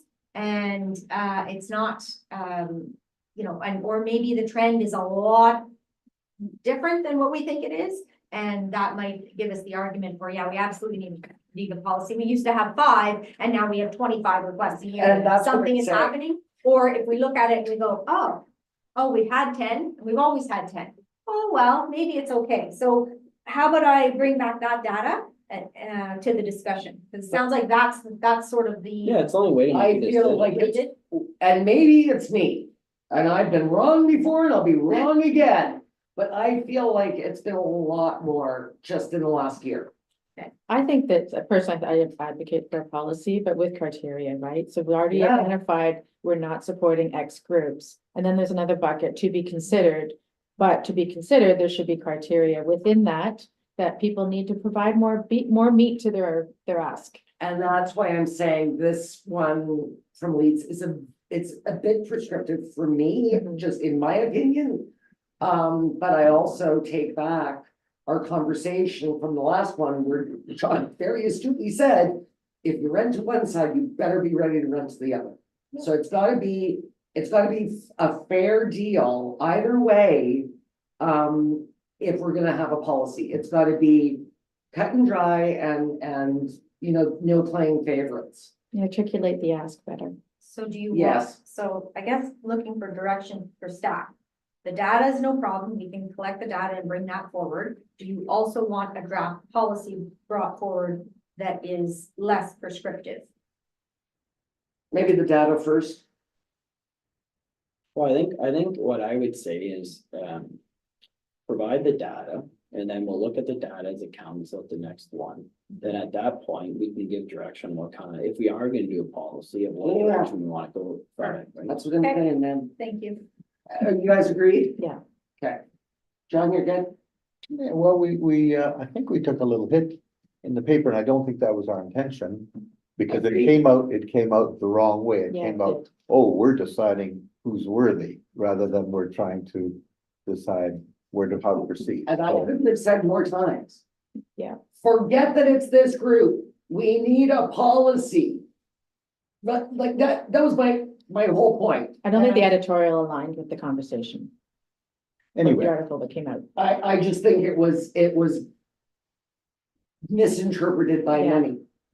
so as Annette brings us data, I wouldn't mind her having, if she could say, well, here's 4 points to consider. Raising money, not raising money.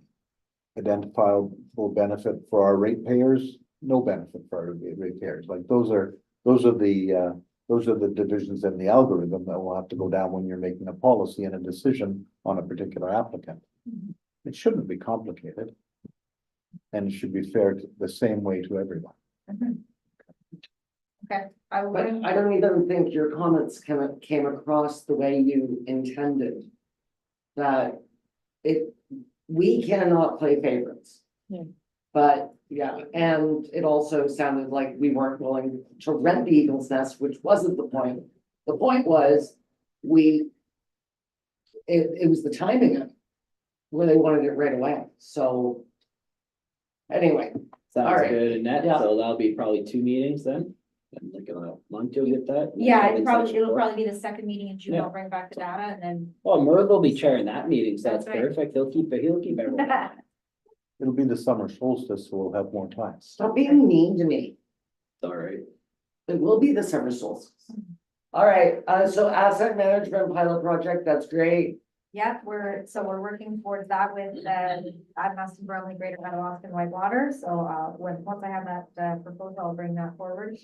As far as, community development, so I think you can kind of see, Canada Day is well underway with all of those planned events. Taste of the Valley, so we're gonna pop another application in there, to see if we can get it coming back again. and then have we ever expressed Taste of the Valley with other municipalities as well? Last year Last year, we did it with North Dakota Yeah. Local Force, yeah. yeah, we shared. And It's a was it- great idea, it's a great cooperative event. For those of you that haven't gotten your tickets for the Beer and Wine Fest on Take June them. 1st, $30 each. We have a few tickets left, and if you don't need an actual ticket, you can email your $30 per ticket to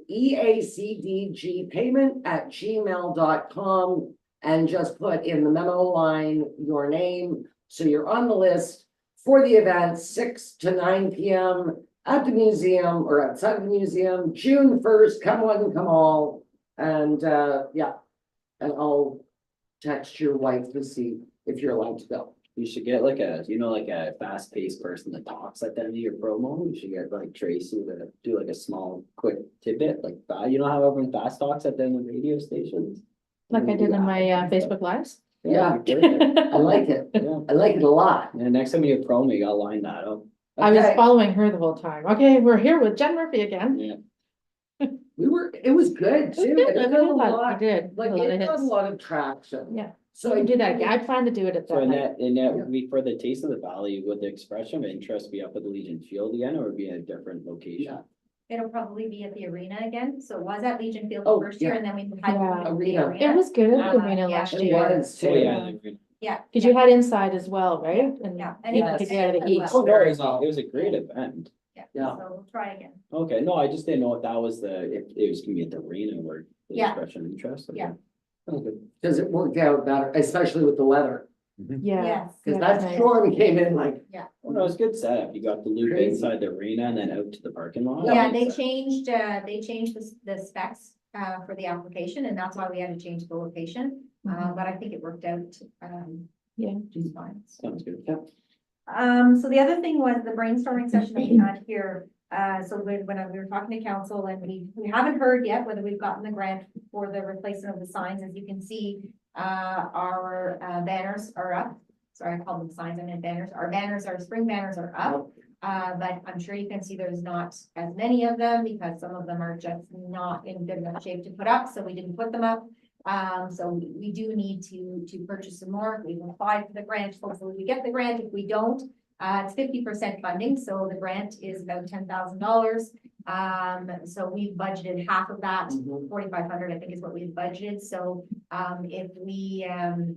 if we don't get the grant, then we will still be purchasing some new banners, but we may not have enough to do the whole, like to change the entire, theme of them. So if, that's the case, if we get notified, then we'll have to have a discussion for what are we doing? Are we just replacing the odd one with the very similar ones to the ones we have? no, Or, So net though, Are we gonna have less? Because we're gonna have to get less. We're not gonna be able to afford what Okay. we originally so wanted. those banners, we have to put them up by cherry picker still, do we know? Like those. Yeah, with the bucket truck, yeah. But bucket truck, that's what it is. But what is generally the cost for the bucket truck to like put it up and then put it in? it's changed. Maybe the because thing we've is lost like our- we've lost bins. Yeah, Yeah. And stuff, so I guess my question is like other municipalities have them, you can reach them off a ladder. So like what is actually the cost? Who has them versus- that you can reach them off a ladder? Well, if you drive like Quadville, when you go through theirs, Okay. they put theirs up every year, their can of flags are a lot lower, Oh, okay. everything's lower. Okay. Yeah, actually, even if you drive through Douglas, theirs aren't very tall at all. Similar analogy to the Yeah. museum. Like, so but- all I'm saying is Yeah. just like, what is the cost over 1 year of us Yeah, dropping all the banners down, so you can actually access them off a pickup truck, off a ladder with a guy holding it, versus, like, what is actually the cost, because you won't have your Yeah. picker truck every time. so I That's all think, I'm looking at, Yeah. I know, The I've seen the ones- guys putting all the can of flags up in Quadville the last 2 Okay. years. And they just have a F-150 going around with a little guy in a ladder, a guy holding a ladder and. they in the just back go of down. the F-150. No, on the, Oh. no, on the outside, well, actually, Yeah. they do all this stuff, so I guess, because you always get well, actually, I always send my complaints to Tracy, so that's perfect. Mhm. But it's like, you used to get a lot of Canada happens in flag Unity. complaints and. Oh, yeah. And changing them down, no different, most weekends you can see one, so what is the cost if we actually lowered every single one, made it accessible off a ladder? What is the height we have to do, like, be at, legal, and then go from But there? this is a once a year kind of thing, isn't it? No, but you The go, ones in Douglas are further back from the road than ours. we just flip it around if you. need. so number one, we have to talk, their Hydro One's poles.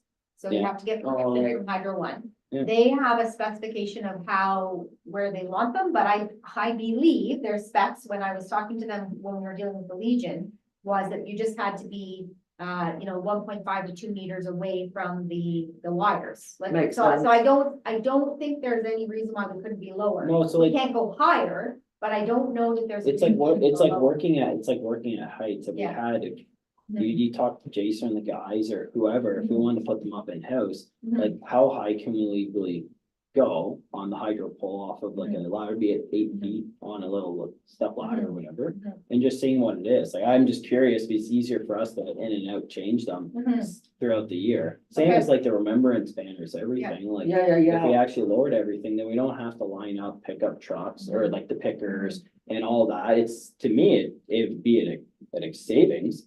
And then we don't have to bring someone in for have a can of flag, for example.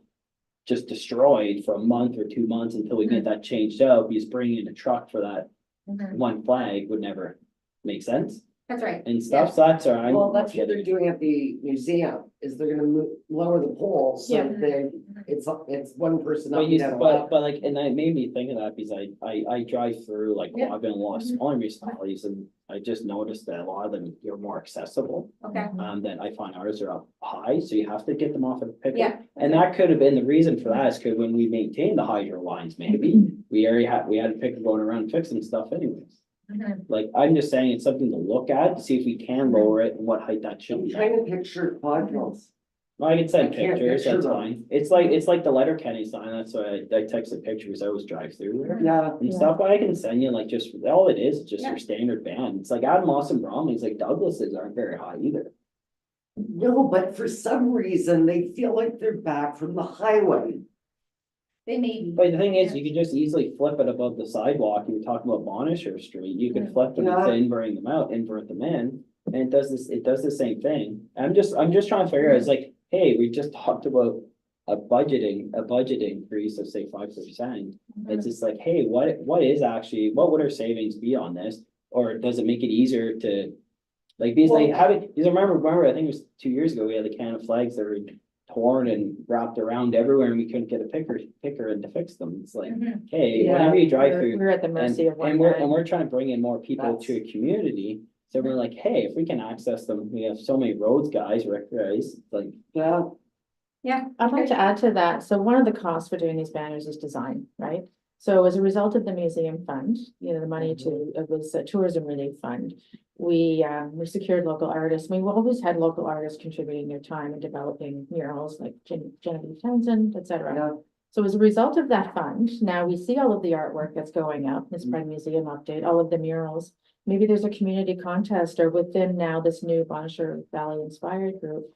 To submit your designs, here's the criteria, you know, we know what's around our township, so agriculture, the stuff we talked about at the last meeting. Yeah, You know, submit designs and then there's a winner at the end. Yeah, It's a cost savings. if there's time for that, Yeah. because I mean, the funds have already been applied for, the quotes have already been gotten, the designs have been sort of drawn up somewhat by Sarah, so. If we get notified that we need to spend the funds, the question is always, and you know, the question is always how fast we have to spend those funds. right. Yeah, So, yeah, Tracy, to your point, like some of the stuff, like that could always be a secondary on top of the initial, like. yeah, fund. if there's time. Like we've look at, we counted the hydro poles, like there's like 3 years ago when we talked about putting more can of flags up. Yeah. There's a lot of hydro poles just Yeah. on Bonnechere Street itself. Yes, So, like, there So are. that's the thing, is like, there's always opportunity for Yeah. projects like Yeah. that, brings more awareness, say museum or EACDG or anything. yeah. So It's it's just a like, way to yeah. tie in and reinforce our And that- commitment to and our that- and- artist community here. For sure. and that could be involved in another grant if someone wants to put it together, 100%. Yeah, We also don't want to have too many banners because there is a cost, Well, and that's, so. exactly, yeah. and they don't last very long. Well, there's options though, like Yeah. Laurel, you weren't at the meeting, but Laurel Cook brought up the idea, you know, she did it for another town, I think it was online, wrought iron design. That, you know, could represent the Oh. museum. I did Something hear her else. talk, and it's the negative space ones, correct?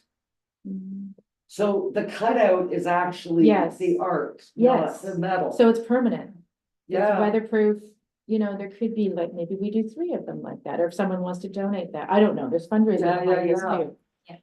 The fundraising Yeah, could be but done from just the art material society. ones do not last. No, they Well, don't. I think us as like municipality, like we maintain the municipal ones, obviously, and if there's other expressions of interest for other things, then 100% we can let her letter of support, but.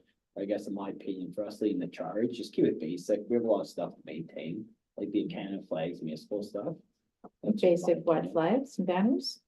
Yeah, just stand, like, just like Canada, Canadian from flags and your Douglas, Canada yeah. flags and just keep it standard. And then there's other ones like that we want to put up, be it like more like a focus theme, for example. Or not just on our tourism and what makes us special. I think that that's a perfect way to advertise our community is with banners. It's what you see and that, you know, when people are tweeting and sharing where they are on social, there could be an opportunity to share that, you know, whatever the Yeah, tongue in cheek messaging is. To identify in Swanisha Valley. well, let's find out if we get this fund. Yeah, All right. so we had the meeting. And we discussed, you know, we discussed some hashtags, that was part of the banners on the back, whether or not we wanted to have a hashtag or not, we don't have to have a hashtag.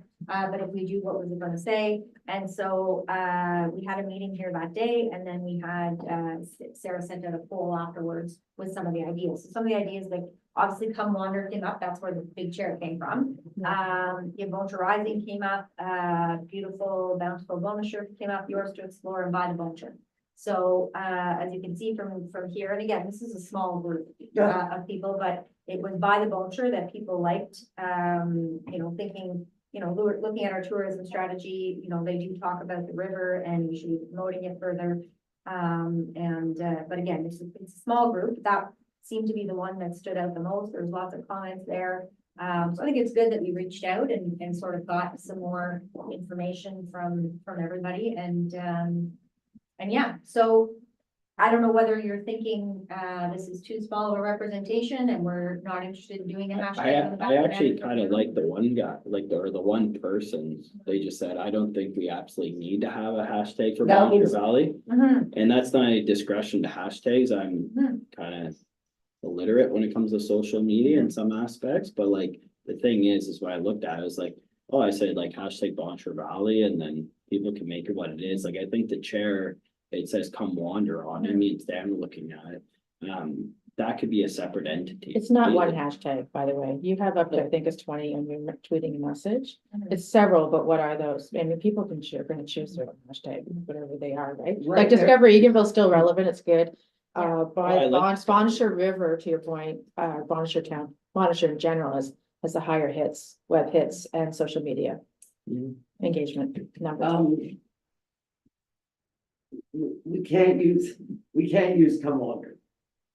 We can. You can, but it makes sense because you're Erin linking. Norris Well, is here. okay. She said if we wanted to put that on the, like, we were ordering our banners, and Yeah. on the back of all of our banners, we wanted to put Come Wander, we could. Yeah, we should Um, anyway. Remember, it's not ours. It doesn't have No, to be. it's not It's ours. OVTA. Yeah. But it doesn't Ottawa have to Valley be. Tourism Association. Yeah. You Yeah, wanna so- pick the one from a township which has the most hits, right? Right. Because when you tweet or share that on social, Eganville then is linking to that, Mhm. you know, Come Wander because someone else owns it. That's great, because we want to be in the larger percentage, Yeah. right? Mhm. The most hits. But the I thing just is, mean the for hits, branding. but the Yeah, hits yeah. itself would change throughout the year, like each of those hashtags and the numbers for them would change consistently grow. every year, right? Mhm. So all I was getting at, so that's a municipality, I don't know if we actually need to have our own specific hashtag, but we can 100% support other hashtags as things come up as well.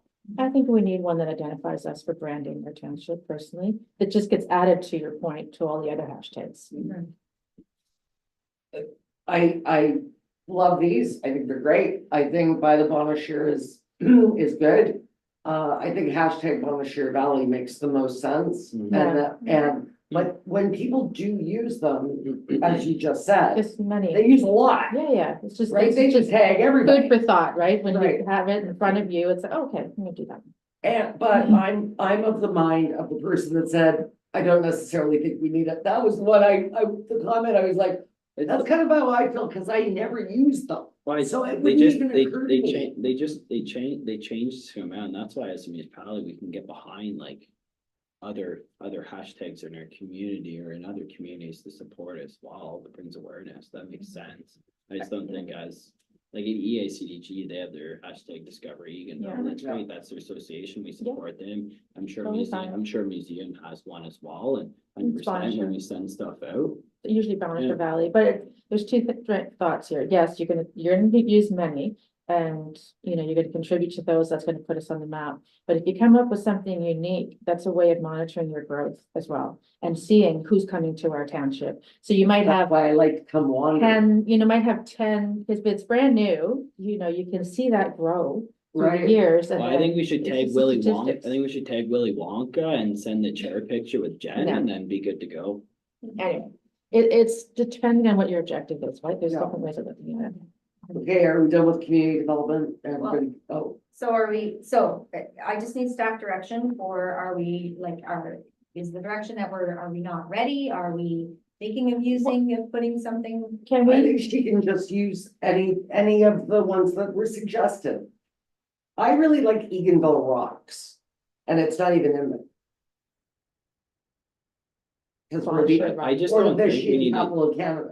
I don't know, like, Bonachure Rocks? I just don't think we need to choose one. Yeah, oh, yeah, Because yeah, this is just Eganville. Yeah. Eganville is, yeah, it's a chancy one. on a sheer So- rock. Just do hashtag Bonachure Valley and then you hashtag wherever else. I wouldn't make it too long either, because that's more work for someone to do, so.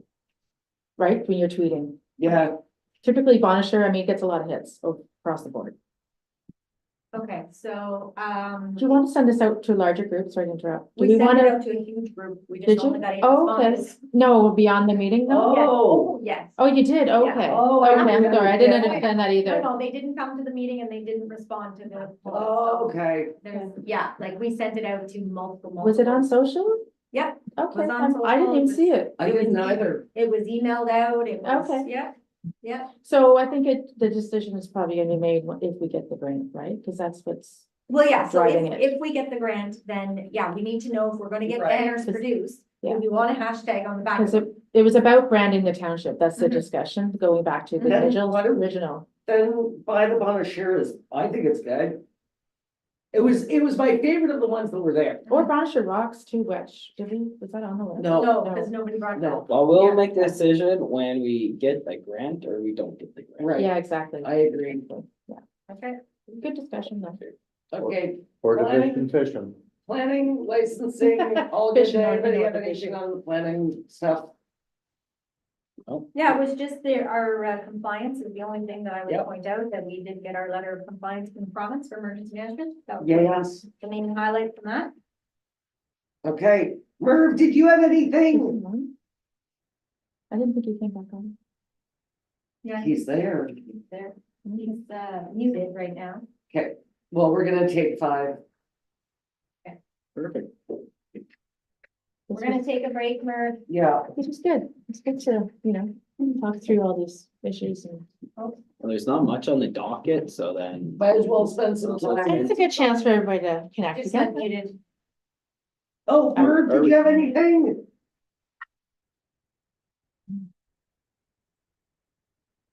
I don't know if you've heard it. Just Okay. take us on. Let's- okay? We're just gonna Yeah. take a break, Merv. We'll be right back. Before Jennifer explodes. Well, I like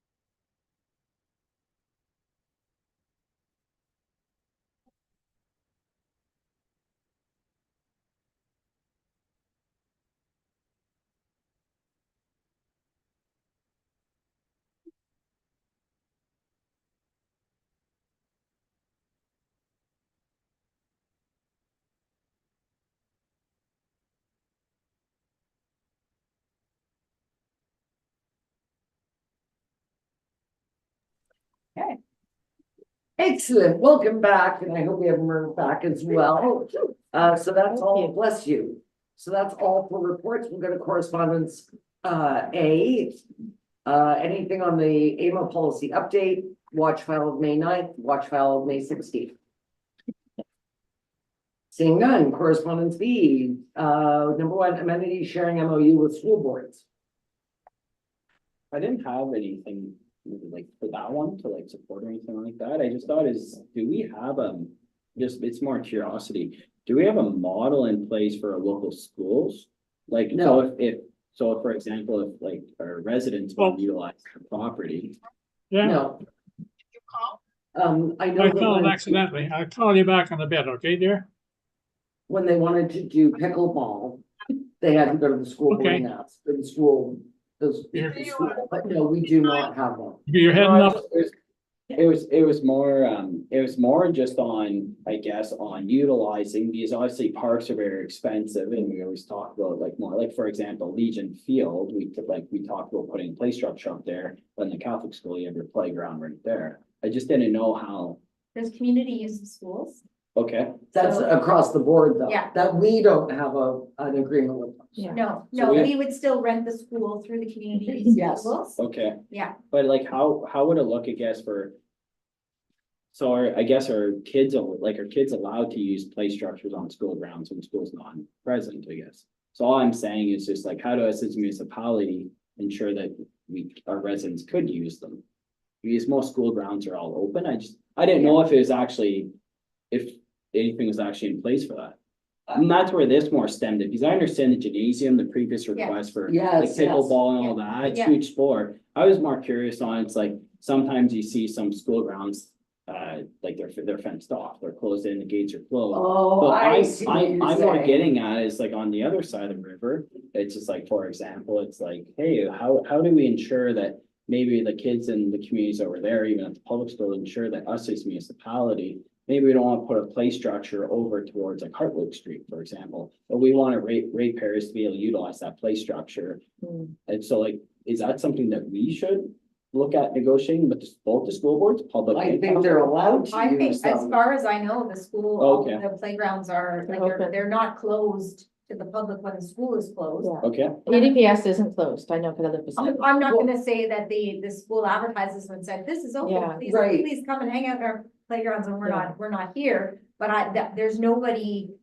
supervising them, there's nobody Right. saying, There are cameras. you know, you can't be here, this But is It stressful, could like, be used at your own risk. Yeah. yes, Yeah. yeah, there's probably, there may be But- signage using. but then, it, so I'm I- Sorry, I wasn't thinking in Yeah. terms of. Yeah. Okay, I was thinking. And then it would that's be- Not outdoors. the only reason Yeah. it's more, yeah, no, 100% Yeah. indoors, and that's why I said, like, this just made me think about it. yeah, Was that it's like, but then us as a municipality be able to advertise that you have that option as well Mhm. for ratepayers to go to. So you be it think like St. if it was St. a James or bigger, public school. if oh, it was a bigger event, like an outside Yeah, event. like a concert. I think if it was a bigger event, is so if you were having a festival or you were having a big family, large family picnic or something Mhm. on school property, yeah, I would think you would probably still, you may still even have to go through the community use of schools to say, we don't need to use the inside of the school, but we're gonna be outside the school. I was more looking at it as like public available playgrounds, for example. but I think that I they think that would are. be fine. But I'm wondering, okay, so are you going down the road, like, you wanna have a birthday party at St. James for Stanley? No, I was more just making the point, it's like, can us as a municipality put it on our website, for example?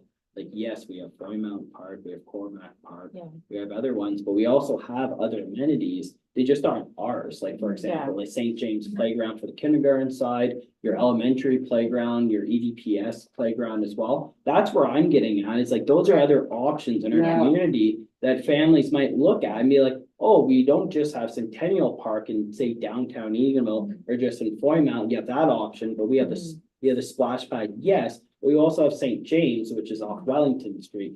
You have It's kind of like you, EDPS did as you well. know? Did you know that we have this? Yeah, Like and It the just, shopping it just place is adds to our perfect community. example. The addresses are on our website.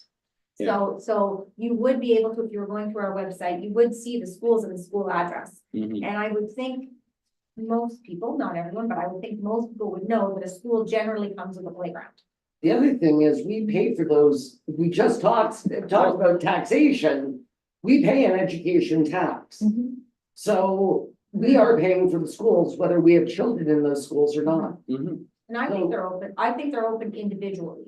I think if you were renting it for like a larger event, That's what I'm that looking, you yeah. probably. Oh, yeah, no, Yeah. that would be a But separate I think entity. individually, I don't think there's anything. It was stopping more on the promotion end on Yeah. us as a municipality. yeah, I was yeah. more viewing it as, it's like, Yeah. hey, like, we just wanna make sure we have a commitment from the local schools, for example. That it's like, yeah, 100%, when school is done to whatever, it's the same as our parks in our community. That's more, I was more approaching it. When Yeah. school is not in session is what you're saying. Yeah. Okay. Just so there's open, so like it's, like, I'm not saying But kids they are getting should maintain kicked off them. and this and They that, should but I maintain just them. wanna I make. know. I just wanna make sure the gates, like all the gates are always gonna be open, for like, for example, the summertime or anything like that. That's all. We can ask. I yeah. think it's another, to your point, I agree with Brian, it's just another piece of communication. It exists, it's out there, it's on our website, but people may not think that, you know, oh, I didn't realize the stopping place has a ball field. For instance, I didn't know that until I went there. Like, there's other options to host events than just, you know, the rink. It ties back to the ask for the rink. And it could be it could just be a simple phone call net, and Yeah, it's more sure. just be as like if we're promoting your community, trying to get more people to move here, or live here, or this and that, like we have rezoning for a 4-unit this evening. For I know. example, it's like, hey, that's a 4-bedroom unit. Guessing there's families gonna be moving in there. It's like, hey, this gives them options that, hey, these are playgrounds in our community. They aren't usable year round, but there's school playgrounds and you're able to utilize it in the evenings. That's all I was getting. I just wanna make sure they're open and available, cause you have it, we all pay taxes for it, so I just want to ensure us as municipality that we're able to promote it and utilize it. Yeah, But but this goes back to my Roma meeting that I reported on at the end of last month. Where the rural economic development consultation, number 3 of importance was community, and the number 1 thing was schools. Mhm. So, to your point, not just having a school, but having amenities outside of the school. Yeah, Or it's added to that welcome package too. I Yeah. can't remember what was. Oh, in yeah, there. it's If on we the listed school all board, of yeah. the, okay, as, Yeah. but to articulate that, here's Oh. another option that you might wanna use for events, Same family things get-togethers. with a. Yes, yes. Gotcha. Because the vendor markets now, there's quite a few being held at EDPS. For example, Excellent. All right then. and St. James. So staff direction to look into that. 2 unwilling hosts for windmills. Okay, 7.2.3 is this request for, as we were speaking about before, for a benefit dance for, local. Local residents. And donation of the Eagle's Nest for this event. And looking at our, fee bylaw, this would be $200. and this is for the arena, not just the Eagle's Nest, this is Yeah. the. No, sorry, this is the floor, thank you. Floor Annette. level. Oh, exactly, it's for the ice surface, without ice on it. If I'm allowed to speak to it, I can talk about the add-ons on this, the benefits within this event. I don't know. Why don't we let the other members speak? Yeah, And If then, there's questions, I can add That's- to it. yeah, just because you declared, Yeah, so, just checking. yeah, Yes, you shouldn't declare and speak, Okay, not, I'm learning. Just to clarify, 7.2.3 is about, just give me the heading for it's that. the, Oh, yes, it's on your sorry. desk Yeah, somewhere. somewhere. the only thing I'm gonna mention is that we do have a birthday party on the ice surface that morning. Oh. So it is already booked that morning, but I believe this event is in the evening. And do the organizers of the event understand that? We have not gotten back to them yet, to clarify all of that, but Because we any will. Set up decorations, anything they All of want that to do will have that? to wait until the afternoon. Yeah, okay. I'll give John just a moment to read it. Sorry, it came up very last minute. Well, it certainly goes back to our earlier discussion on how to guide, how staff can be guided to approach these. Right, They're always worthy causes. And they benefit someone, maybe someone in the community generally they benefit, or someone in specific need. So Notwithstanding what Brent talked about, it's really hard to say no to something like this. Agreed. So we're not trying to make a policy here. We're trying to look at this particular event, And this, but this is precedent setting. but it really does. So that's, It steers us down a road. and that's why I'm saying we have to make a decision on this. We do not have a policy. They are very important members of our community, obviously, but there are many, many, many deserving people in our community. And this is why I think after we make a decision on this down the road, we have to have a policy. And then it'll be very cut and dry, or even if we did for this type of event, even if we did a reduced fee. I know that the fee is already reduced for these events, but maybe we reduce it back again to a previous model. Anyway, we have to make a decision on what is before us. We did just do the Lisa Sharp tournament. Years ago, we did the Ukraine fundraiser. We've done hospice run through, or paint for hospice, I believe. So we do have to this is on the table right now, and we do have to make a decision on it.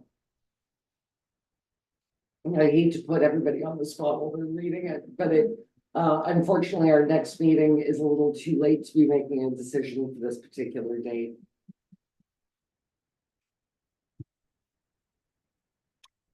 So what's the actual rental cost of the arena? It's 200. And then 200 is for the evening. That's for ground level? There's a different fee for upstairs, right? Just curious, I think it Yes, was 400 or something, Yes. right? Yeah.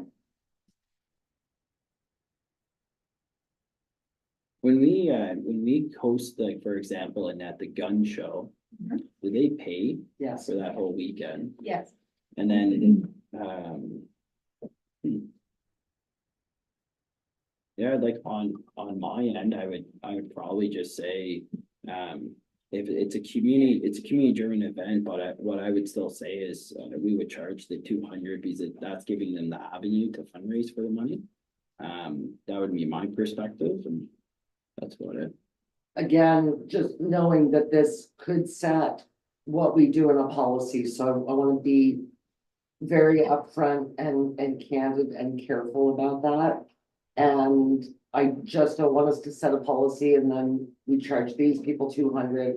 And then next thing you know, we've got a policy and it's 100 because we've reduced our fees. So we need to really, John, you go ahead. Now that you've got a chance to read it, sorry about that. No, And it is a very, very well-written email with, as we just said, we wanted the parameters of what the event is and why it's going on, and I think that this email does set that out. so yeah, categorizing, an information session about CNL, one way or the other is one thing. This is a more humanitarian thing. Maybe the 200 is, and I don't know, maybe the $200 is high for an event like this when we're trying to help a member of our community. And this isn't a fundraiser for someone outside our community, this is right in our community. So I support charging, I would support also a lesser fee. Okay, so technically, it's not a Bonnechere Valley resident. Okay, However, oh, I see what you mean. the amount of work that this couple does in Bonnechere Valley is very important. Again, Eganville being North Wilderness Village Center. So I just, for full transparency. But yes, it's the need of the individual that I'm looking at. Absolutely. No, and I feel the same way. Just, again, I'm trying to take, much like my comments about CNL, take CNL off the table. Yeah. If this is going to be something that we're going to either donate or charge full price or a reduced fee, we're setting a tone here. And there have been other events like this for people who have had house fires, etc. Honestly, there have been so many, I can't remember which ones we're which. But So we generally have charged the standing fee for people whose houses burned down or, I can't remember. and I can't either, and that's probably, that's what Annette is charged with giving us. some information. Exactly. But this came about just today, so staff didn't even have an opportunity, as you can see. So I'll state that with the assurance that we are proceeding towards getting a firm policy to direct staff in these events, I would still then support going for the reduced rate for this particular event. Okay, that's where I'm going to. So I just want to be clear on the reduced rate because I think it's $300 to rent the arena floor. But if it's a fundraising event, it's 200, so it is a reduced rate. If it's a fundraising event, it's 200 already. Oh, that's I just wanna right. I just want to be clear. When you're saying reduced rate, are you saying the 200 reduced rate or are you reducing it further? I guess is my. Sorry, yeah, That's our Yes. current policy. Our current I was- bylaw says, yeah, I think I believe it's 300 to rent the arena space. I can look it up online. Is that, no, how much is it to rent the arena? And I think it's 200 for a fundraiser. Yeah, I have to go through the bylaw. Okay. But in the.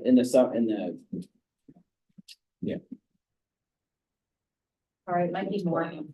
300 might be the Eagles Nest, the space might be, the arena, the ice floor might be more. We will wait until we have it. But regardless, we're. Yeah. Making this decision, will state that it doesn't, it recognizes that we're on our way to doing a A policy set or a policy. set of guidelines that staff will use. yes. Sorry, Sandra. All right, Sandra, what have you got for us? Okay. Oh, right, sorry. The Eagles Nest is $300, Fundraiser, but 200. fundraiser is 200, but for the ice service, I'm sorry, for the ice service, it's $600 and we don't have a reduced rate for the ice surface. We only have a reduced rate for the Eagles Nest. So I think if it's, $600 to rent the ice surface, but as a fundraiser, up to the Eagles Nest, it's 200.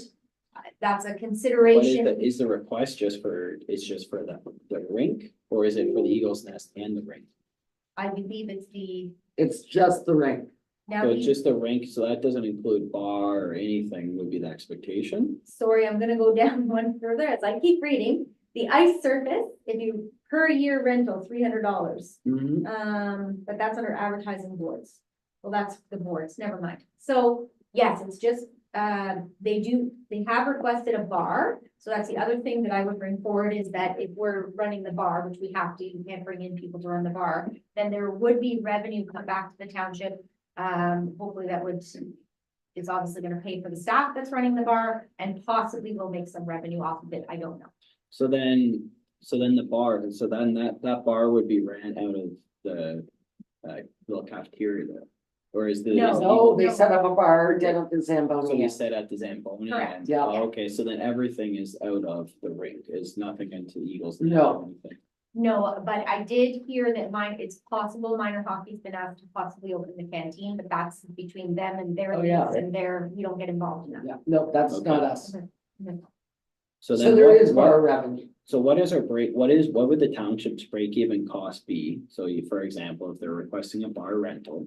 And then, so we have $600 technically for the ice rental, and what is, like, I don't know what we've. Made So- from other events is the best way to put So, it. so it's $600, that's with the bar. With no bar, it's 450. So I'm gonna say it's $250 for the bar. Is probably our break even point, if that's the difference So between. then. You said. Or sorry, 150. Excuse me, 150. So then the $600 is our staff break even point.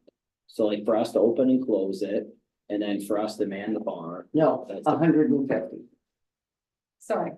It's $600 to rent the ice surface with a bar for the day. okay, If you want to rent the ice surface with no bar, it's 450. So the difference between bar and no bar is 150. And in this case, they're creating the bar at the Zamboni end, as you said. They provide the smart serve people and. the No, best- no, we run the bar. We have to, because it's our license. Absolutely. So we get the revenue from the bar. Correct. So Brent's break even mark would be that 150.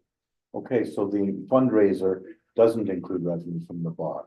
That's Yes. fine. No, the revenue from the bar is us.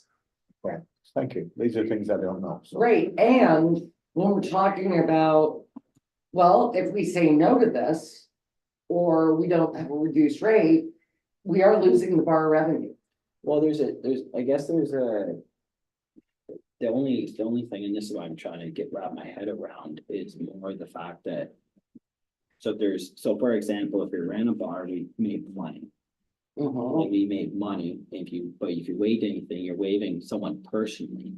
Not a nonprofit or not an organization, that's the only thing you're writing, you're issuing a check technically to an individual. And that's the only thing, so like, for example, if we, like, or if the bar proceeds, like the Lisa Sharp, the proceeds went to. Directly to, what was the charity, all the funds got sent I think to? it's the Robbie Phoenix Center. Dean. Robbie Dean, sorry. Robbie Yeah. Dean Center, so it wasn't an individual. No. person. You're right. Was it Phoenix or Robbie? No, Dean? it should I have been, think you're right. I think it's Robbie Dean.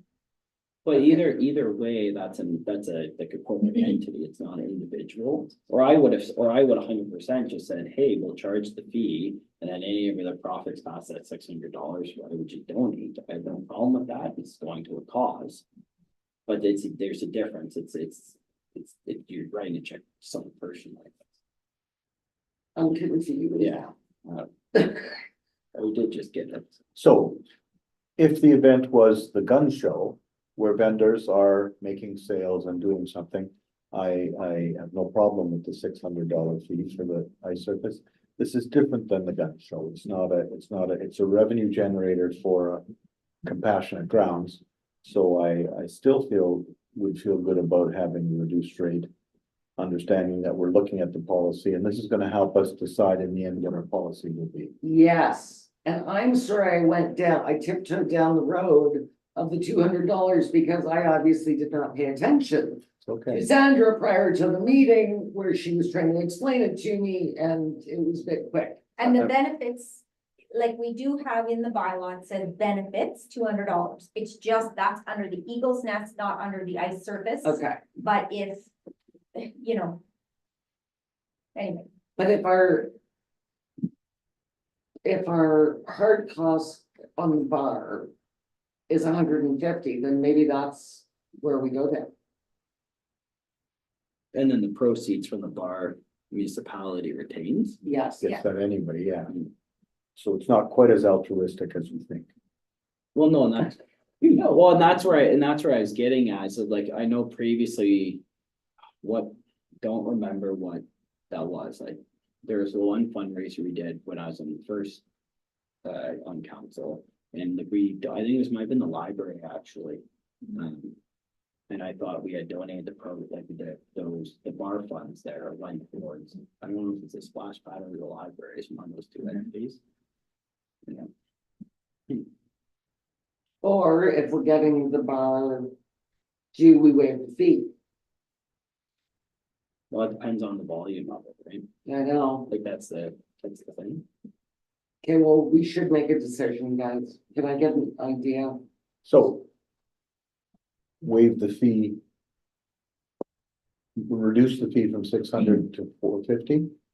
Well, we'll reduce it from 600 to the 150. But Jen, why could our policy not just be to keep it simplicity, the $600, like for the rental?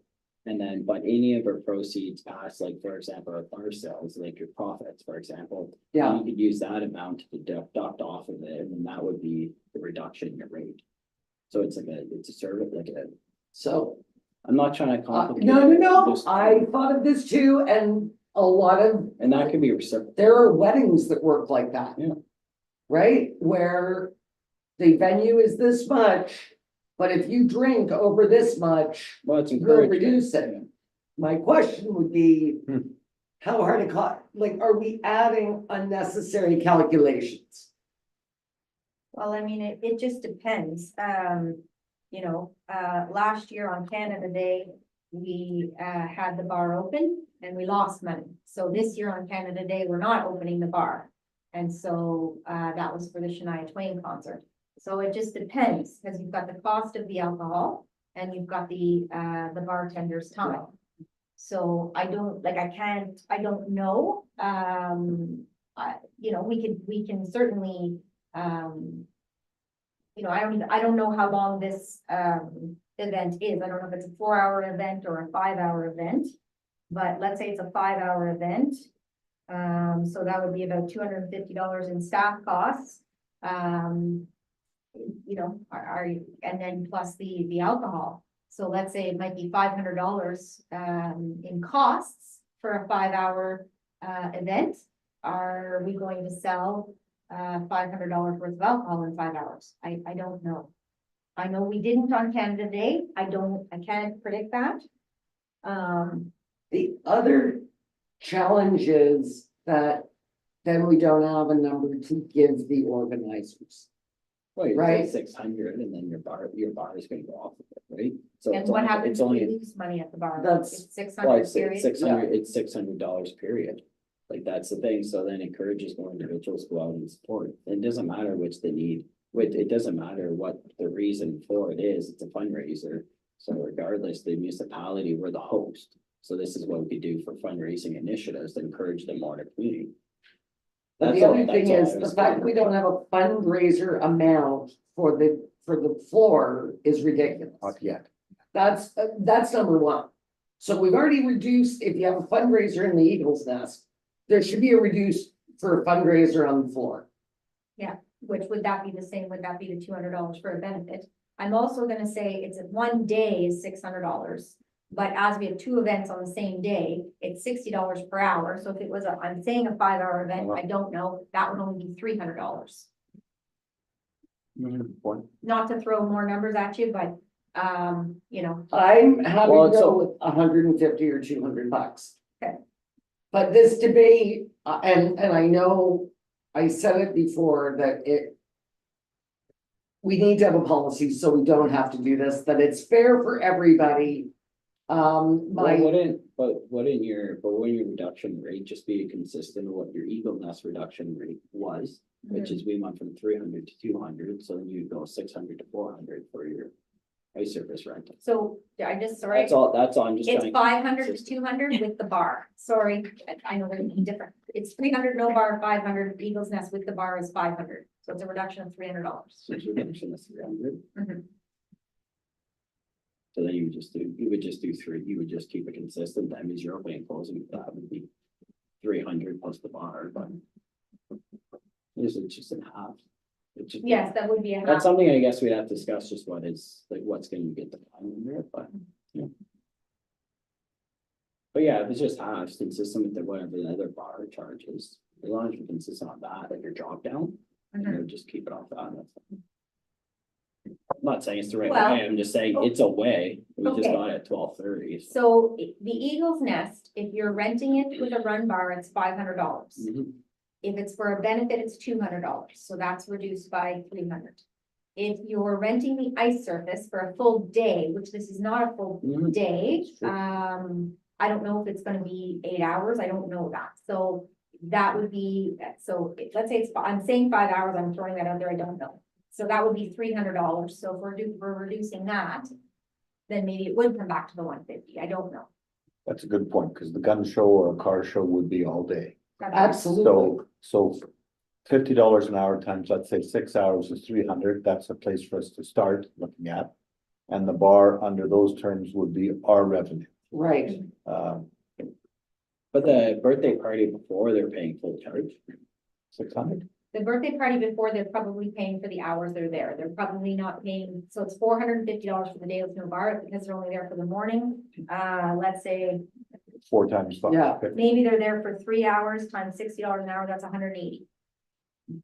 Yeah, I'm saying 3 hours, I have no idea. I'm guessing birthday party that's a 3 long hours. birthday party. That's true. I think 3 hours is Standard. Three. could be that. Really?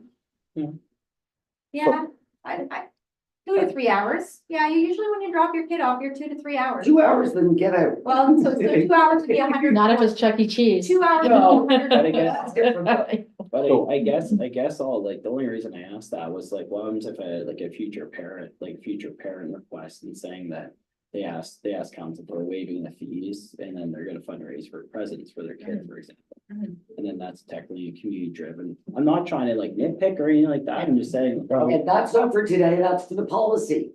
You can have all these what ifs in the policy. But for today, normally we wouldn't charge 600. For 6 hours, we'd charge 360, plus we'd keep our revenue. That would be without any Yes, consideration for the event. correct, Okay. correct. And so while we're waiting to create a policy that's fair and distinguishes between commercial shows and fundraisers benefiting someone in our community, that I would like to see that reduce, that 360. And still, we can still keep the bar revenue, because perhaps under our LCBO license, that's what has to be done anyway. And then Yeah. we reduce the 360 to 250. It's a token, it's a gesture, and it doesn't commit us to what we're gonna decide on our new policy. I was liking the 150. 150 is okay, I'm not gonna quibble.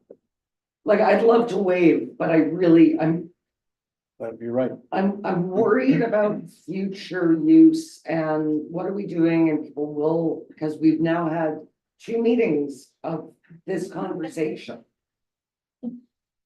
Well, that's why I thought like the service, the 600, like the $600. And then, based on bar sales or fundraising, like they can end up paying nothing. But it's not $600. No, as Annette said, it never was meant to be 600. That's if That's per if day. the car show goes in for the whole day. Yeah, but see, if it's a dancer evening event, we don't know the parameters on it, but it's probably gonna carry on. The fact there's no parameters because this council at some point in the past haven't created those parameters. Well, the parameters is hours We of really use, right? never- So if there's a difference between a kid's party from like 9 to 12 and an event from 12 to 12. So I guess my That's what I'm question, saying. what's the difference in a benefit? If you could host a benefit at the Eagles Nest for $200, what's the difference between a benefit at the Eagles Nest or a benefit at the arena? That's exactly where I was going. I guess that's my, My only thing was that they are asking us to waive, so I was trying to go lower than the 2. okay. That's where I was thinking. Okay. I have to call the question. I'm calling the question. You're putting a 150 rental plus we keep the bar, Yes, sir. and that's our, and this And I may live to That's our regret this. affects our discussion, which is coming up, and we're committed to making guidelines for staff. Yes, sir. Okay. And when we do, we have to remember that we have to do the floor as well as the Eagle's Nest. Because the Eagle's Yeah, Nest is yeah. the only one that's delineated. Mhm. Can I ask a question about future, really nothing to do with this event? Yeah. So if an organization such as this one wanted to seek corporate sponsors to pay for the waived fee, Yeah, any issues with township in doing that? I assumed no, but I wanted to no, ask. not at all. No. Not, in fact, I think we had one. And I can't think of what it was. Years and years ago, but yes, absolutely. Okay. Yes. No, where the money comes from is Or not a raffle, do concern. we lotto, well, not lotto, but raffles, anything like that? Is there anything? You that- need a lottery license for any of those types of things. Okay. Mhm. Sorry, I'm talking in future, if we're adding stuff to our Yeah, yeah. policy, Yeah, then people should know what, if you're having an event, these are the things you need to consider, this is where you Yeah. need to go. you can't have 50-50 draws. One, No. so that, That's why I'm asking. Yeah. Because I think if you're talking about policy, people should know that. Oh, yeah. How many are doing it without getting a license? Everybody does it. Everybody. Yeah, I know, I don't- right? It's a I key don't- element of fundraising. I don't The- believe that, yes, yeah, sorry, I thought you were saying everybody has the license, but No. we have quite a few No, lottery no. licenses. Yes. Yeah, okay, Right. sorry, I'm fine with the 150 in the bar. so that's what you're moving? Someone's moving that? I am. Okay. John, you gonna second it? Yep. Merv, we need you to weigh in. Cause Tracy can't vote. I don't know if he's there, is he? I'm asking to unmute, but I had to mute him, he was on the phone.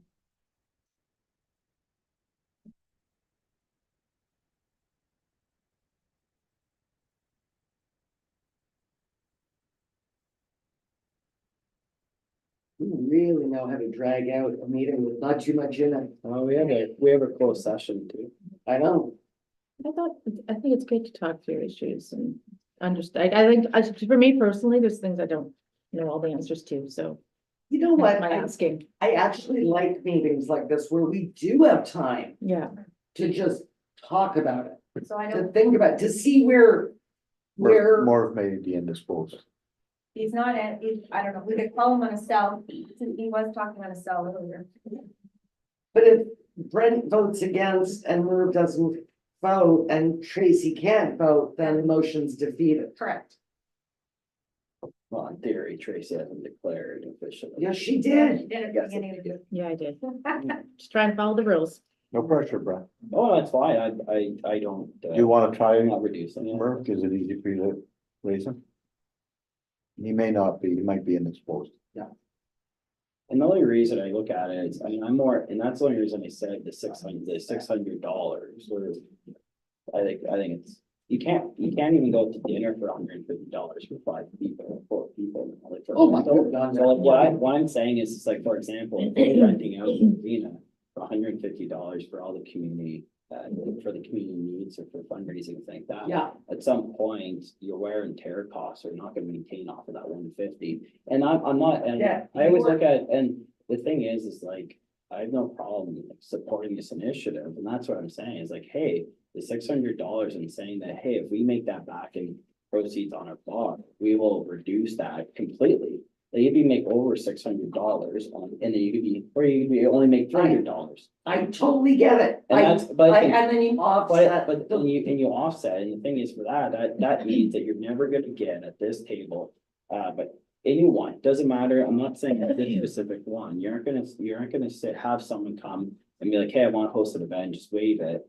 And we waive the fee at reduced rate, but only like 6 people show up. So it's a community driven event, 100%, they're gonna come and support it. They'll have no issue raising that $600 municipality keeps. I'm just saying that I think as a municipality, we have to ensure that we get at least enough to maintain something. But it's maintain the also, is building. it a drinking crowd or is it a water crowd? Don't know, water is usually several dollars anyway. I'm just saying, I It's just. true. Like, that's the thing, it's like at $3, like, if we're gonna open it up, like, we can't just,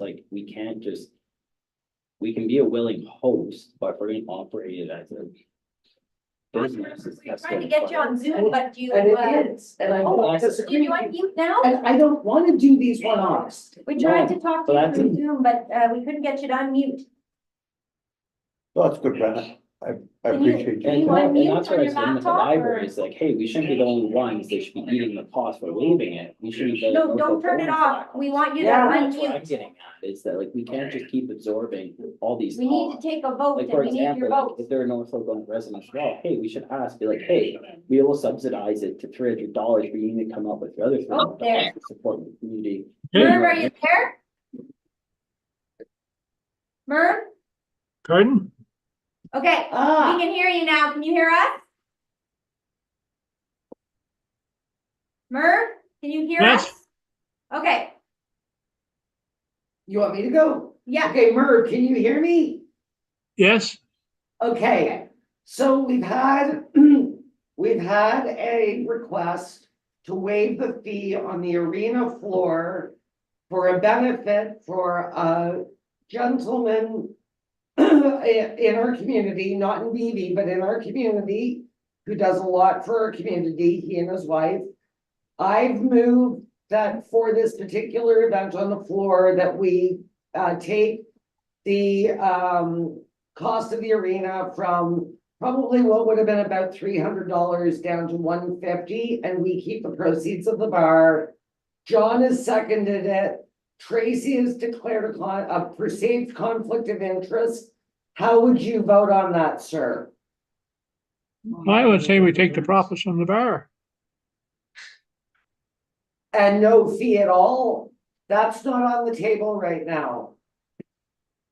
Yeah. I don't know, that'd be my first reaction. So are you saying that you're in favor of reducing the fee? Sorry? Are you in favor of reducing the arena fee? The rental fee? Yes, Okay, so, all in favor? Opposed?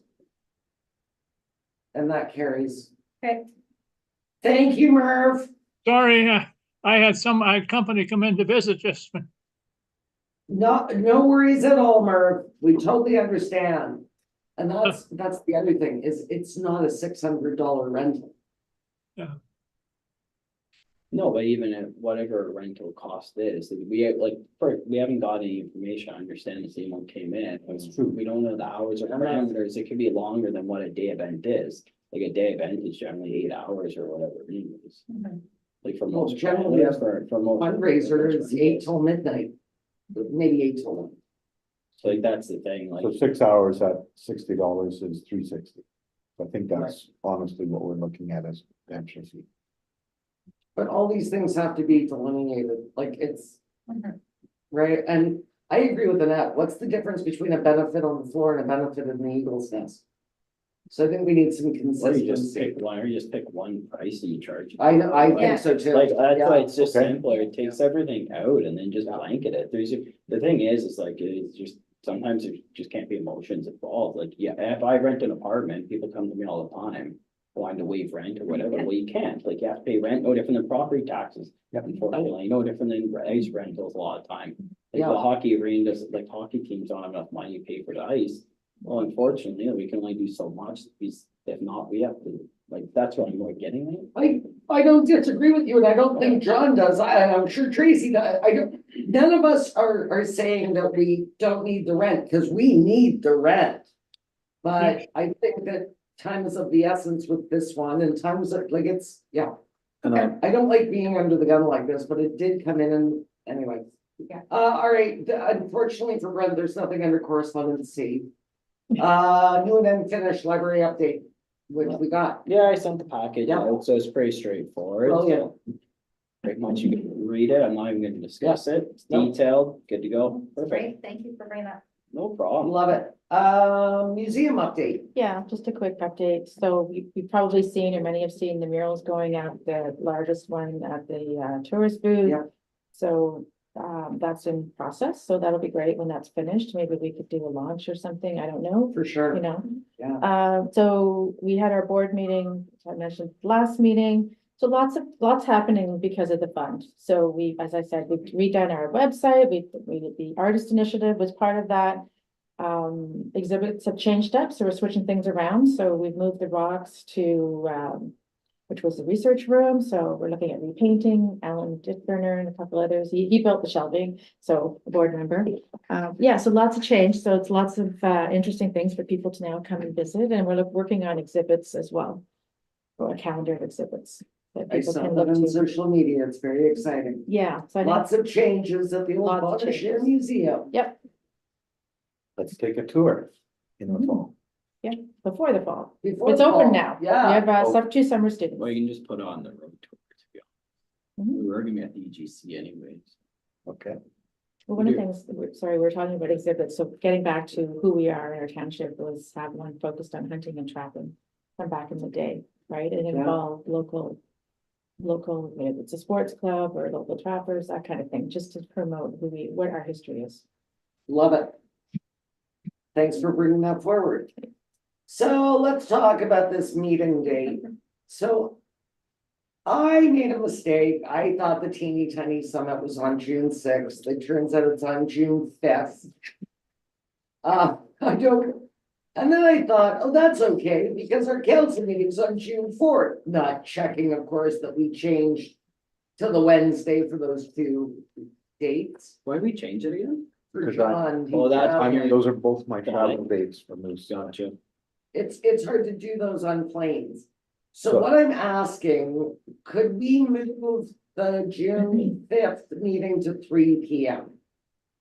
Does anybody have an issue with that? Work for me and That's fine, we So- used to do it all the time. I think I can hightail it back from Tweed in time for 3 o'clock. You're the chair at that meeting anyway, so if I'm not, and apparently Merv's hoping to be here in person, if not, he'll be on Zoom. But even if you started, start without me, I'm not the linchpin in all of this. But, if everybody's okay with And that, your 3 o'clock start is for you superior to going to the next day. The next day doesn't work for you. the next day does not. Okay, no, 3 p.m. is good for me. We Why- can switch all the why- meetings at 3 p.m. if you want. What? We can switch all the meetings at 3 p.m. if you want. Well, like today wouldn't have worked, because we actually sat here for, Nah, if we were under the gun, we would have been done it quicker. you mean if you were chair? Yep. That's what you're saying. What do you Exactly. think? That's why December's gonna become too soon and then it's, no, Questioning my sharing skills. It's all right. Public meetings, yeah, practice tonight. It'll be good. All right, so thank you. So, yeah, let's, So to clarify. 3 why p.m. would are you saying the Thursday would work better for you? No, I just Oh, wanted, okay. because then we'd be able to start early and have more time. But no, so the 5th of June, Bon Cheer Valley Council, 1,500 hours. The 19th of June, 2 weeks later, Bon Cheer Valley Council, 13:30 as planned. I'm good with Yes. that. So John, previous meetings, so if anything ever rolled over, there's actually not a rush in the sense, anything ever rolled over, if we just add it as an addition to the agenda for a regular council meeting, we've done that Yes. previously. Okay. So that's where I'm saying, like, we really aren't under the gun on that one, so. So, as Brent said, so if we didn't get to, let's pretend it's 5:25. And we didn't get to review of union agreement terms, like are closed, we just move that So the council. correspondence automatically all transfers Yeah. over for discussion, Okay. but it's just the new unfinished items, then we always transfer that. Well, All right. I'm already grateful for you making the concession for my purposes, so. Yeah, 3 p.m. is fine with me, though. Tracy, 3 p.m. is good with you? Yep. Perfect. I don't know what I was thinking, people. I don't. I like the know what I 3 was p.m., so that's thinking. fine. Good. Okay, Annette, I like we're in 3 stone, p.m. that's too. perfect. Yeah. General. I'm gonna come back from Tweed like, oh, that was a long drive down, a long drive back, but I'm gonna make it happen. All right, so that's our meeting date. We don't have media here. We are gonna go into close. Let's take 2 minutes before we go into close because you've got a bit of a thing for us to tell us what's going on. Or will it take long? Oh, okay, yep, gotcha. And that closed session is the end of our meeting, so let's, Yeah, 2 minutes. Yeah. Merv, we're gonna go into close, so you won't be able to see us anymore, so I don't know if you wanna log off or you wanna stay on and we'll update you after we're done. Well, okay. I might as well just withdraw from the meeting. You finish it off. Because Okay. I got more company coming. Okay, okay, Murph, you be well. Thanks, Murph. I promise you, I'll be there for the June meetings. Oh, we look forward to it, Merv. Supposing I gotta knock one doctor over the head with a baseball bat. I'm gonna. He's making a break for it. Perfect, thanks, Murph. No, they've been in today asking me about everything except what I had for breakfast, so I suspect they're soon gonna let me spring this place. We're gonna bust them out. We're gonna bust him out. Take care. Thanks, Merv.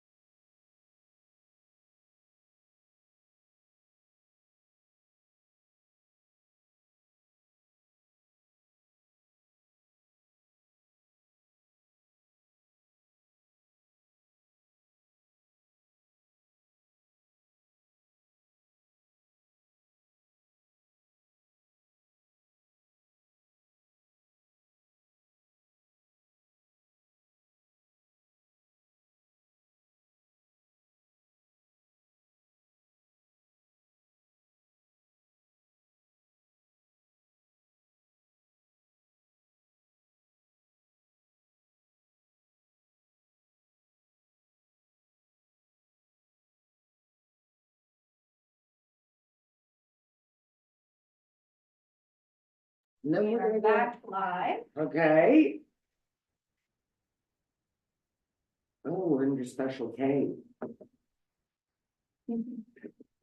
Are we live? Yes, we are. Wonderful. Welcome back, everyone. I have a resolution dated this 21st day of May, 2024. That council proceed into closed session in accordance with the Municipal Act 2001, section 239.2, to deal with the matter as indicated below. A position, plan, procedure, criteria, or instruction to be applied to any negotiations carried on or to be carried on by or on behalf of the municipality or local board. May I have a mover and seconder, please? Moved by Brett, second by John. All in favor? We are now in closed.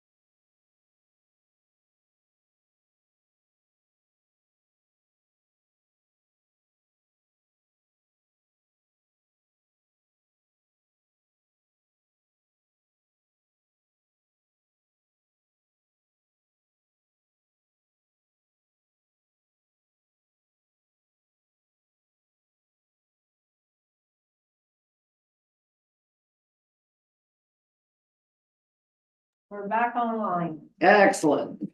So now I have a resolution dated this 21st day of May, 2024, that council moves out of closed session at 5:07 PM. To rise and report the council met to receive information and give staff direction regarding collective bargaining agreement and to approve minutes from April 16th, 2024. I'll ask for a mover and seconder. Moved by Tracy, seconded by John. All in favor? And I need a mover to get us out, Brent, to move to adjournment. Mhm. All in favor? Done. We are adjourned. And just in time because we have a project. Beautiful. Ah, there's the message I was waiting for, Oh, ratified.